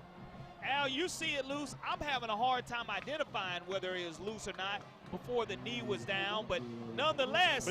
There's no instant replay, Corey, and that one is going to come back, and I know that is really going to hurt and haunt the Baker Hornets right there. Well, we talked about turnovers, takeaways from turnovers on my checklist. That was the number one thing that I had, and you look at Theodore being able to have a huge takeaway here with 3:54 remaining. You look at Baker only having 1 timeout, Theodore having none, so clock management is going to be critical. You know that Theodore is going to run the ball between the tackles, with Big Rogers in the backfield. In the backfield. Right now it's all ball control. And Kirsten Rogers, he's ball controlling it, and I believe he's going to control it and take it to the house. 10-5 touchdown. 84 yards. That's an 84-yard touchdown. It is not. It's coming back. Oh, my goodness. It's going to come back. There's a penalty flag down, and we're going to bring it on back. Holding, come on back. Well, as soon as you strike up the band for Theodore, Baker's band decides to strike it up too, because they know that play is coming back, and Kirsten just got him some great exercise and so did the offensive line. But if we're able to replay that, I just want you to look at the burst of this young man. It's the offense. Remains first down. That's the worst thing that could have happened, because you look at where the ball was spotted and now you back it up from the penalty. You take away a touchdown off of the board, but I'm still going to feed Rogers. Well, you have to at this point. You have no timeouts. You want to keep the ball in play. Baker only has 1 timeout, and they are down 5 points here. What a fun contest. That spot foul. Great ball game tonight. Let's see where they're going to place this at, Corey. And as you just when you thought someone was going to catch Rogers, the energy just kept going. The burst just kept going. Well, I tell you what. But it all was for naught. If that's what he does on a gimpy wheel, I would hate to see what he can do at 100%. Yeah. And we have seen what he's able to do at 100% because he's been playing running back for 4+ years now for Theodore. So it looks like this ball is going to be spotted at 13, I believe. I'll tell you what, too, though. Rogers has dropped a little weight, and even if you're dropping 5 to 10 pounds for a running back, that helps with the explosiveness of the particular runner. Not 13, Corey, I'm sorry. It looks like the 11. Direct snap to Demetrius Pogue. He gets the first down, gets the Bobcats out of the hole, and we have an injured Baker player on the field. Looks like one of the linebackers, I believe, number 57 for Baker. But Pogue knowing what to do with it. We're going to have the clock stop at 3:28 remaining. He tries to keep it in bounds. The sticks are going to move when we have the injured player tended to and moved off the field. We'll see if Duhan winds his arm and keeps the clock running. Number 57 for Baker down on the field right there. See if we can get a name on him. He's not on our 2 deep. Unless it's 52, which would be Dylan Hudson, but it looks like 57, Corey. Yeah, I don't want to. But it is 57. I don't see a 57 on the roster. But he's up, walking off with his own power. That's a good sign right there. Well, here we are. Keep our eyes on Alan Duhan, like you said. See if he winds the clock. We know it's 1st and 10. It is 1st and 10. From the 31-yard line of the Bobcats. And, you know, you have the ability to RPO with your quarterback, poke. The biggest thing is, though, not to turn over the football. You know, Baker has the can opener drill also. That's right. To where they try to rip and strip the football away. Theodore has done a good job of holding on to it. 20-yard run right there by Demetrius Pogue gets Theodore out of the hole. And there's Alan Duhan winding the clock, ready for play. And Corey, I'm with you. I'm thinking at this point, if Theodore can maintain control of this ball and run the clock out, I'm thinking Demetrius Pogue for the Career Tech Education Player of the Game.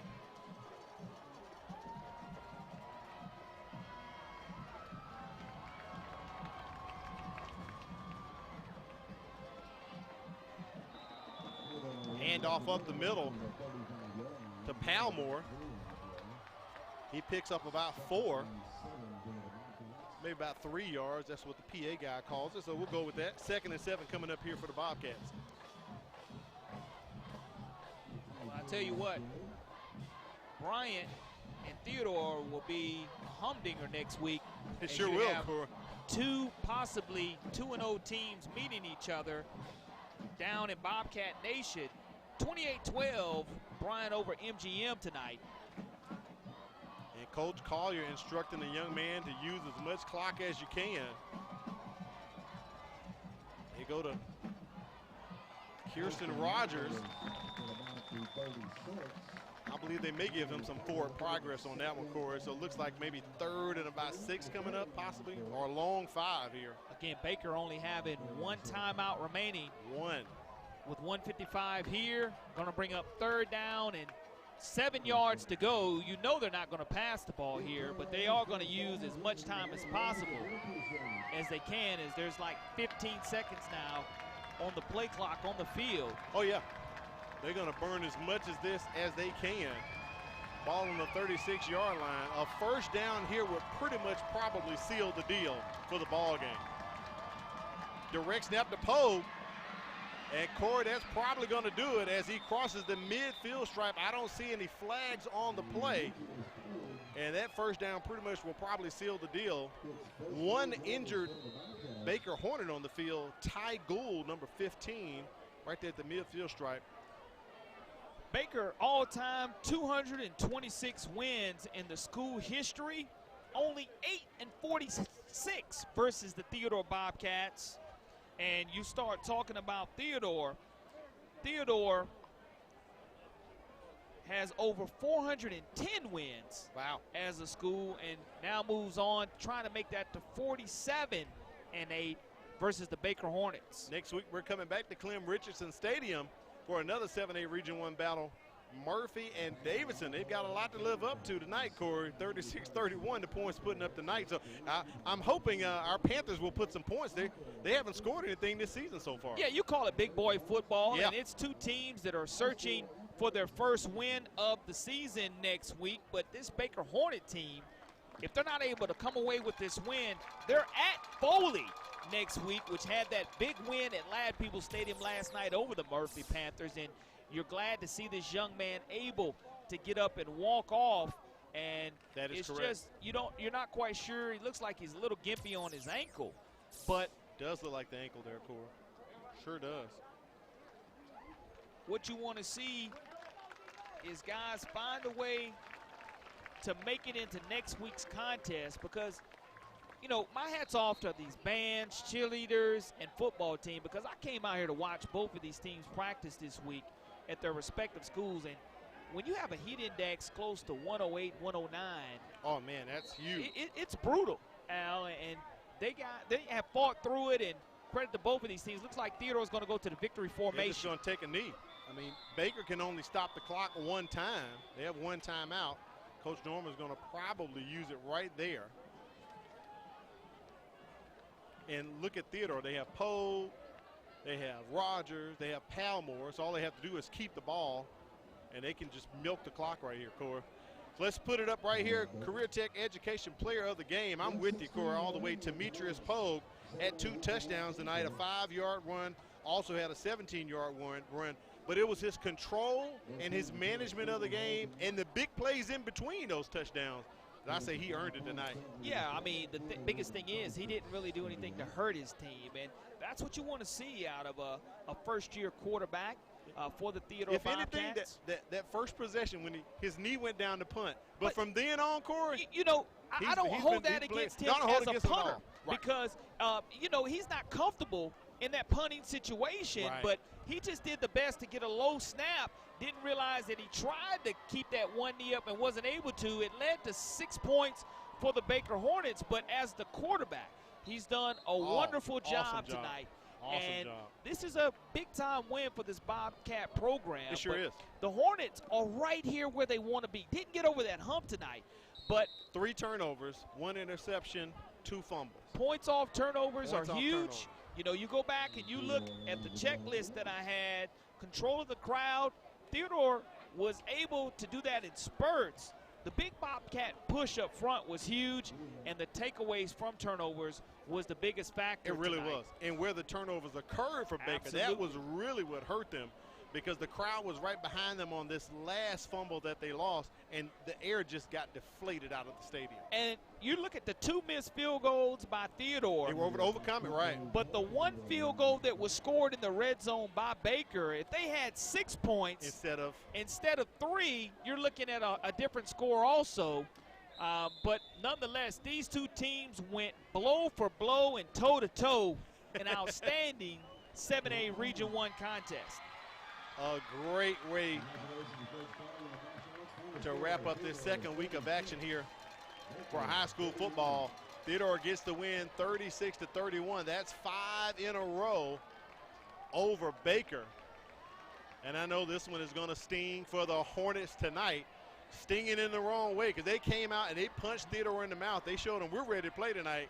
Just couldn't deliver on the victory, Corey. Yeah, I mean, the early momentum, 14-0, and then 15 unanswered points by Theodore, the 2-point conversion and another touchdown, which led to a little momentum. And then as soon as Baker scores on a field goal, Theodore turns around and has a kickoff return for some 60 yards, and that changes momentum too. Instantly. Theodore's able to score right before the half, and that gives them a little padded cushion going into the locker room. Yeah.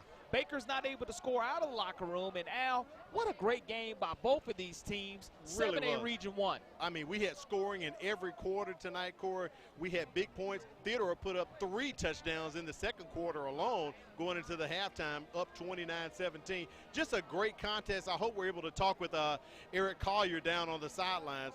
Could get some comments from him because we had controversial calls. Yeah. We had some coaches calling timeouts and say, look, I need to talk to you, Mr. Duhan, about that. Absolutely. But, you know, again, coaches saying, hey, should I have invested back in the instant replay? And that's something to where when you have an opportunity to go back and look at it or just review it with that red flag, it is available in AHSAA play, but the school has to provide it. And Baker had it 1 year ago, but does not have it this year. We have the benefit of instant replay here, but there were a couple of calls that went both ways for both teams, but a huge win for the Bobcat Nation. All right, let's take it down to the sideline and talk with winning coach Eric Collier of the Theodore Bobcats. Coach Collier, great win tonight, but it was hard fought. The Baker Hornets really put up a fight.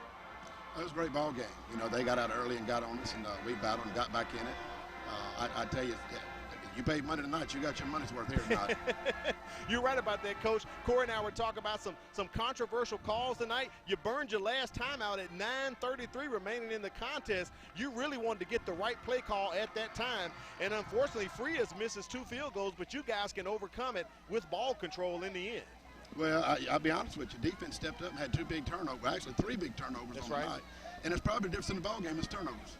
Coach, talk about your quarterback. His first year getting an opportunity to get under center. He's an RPO type of guy. The versatility that he brings really showed great leadership and composure tonight. And to me, that was the difference in him being the most valuable player for your team.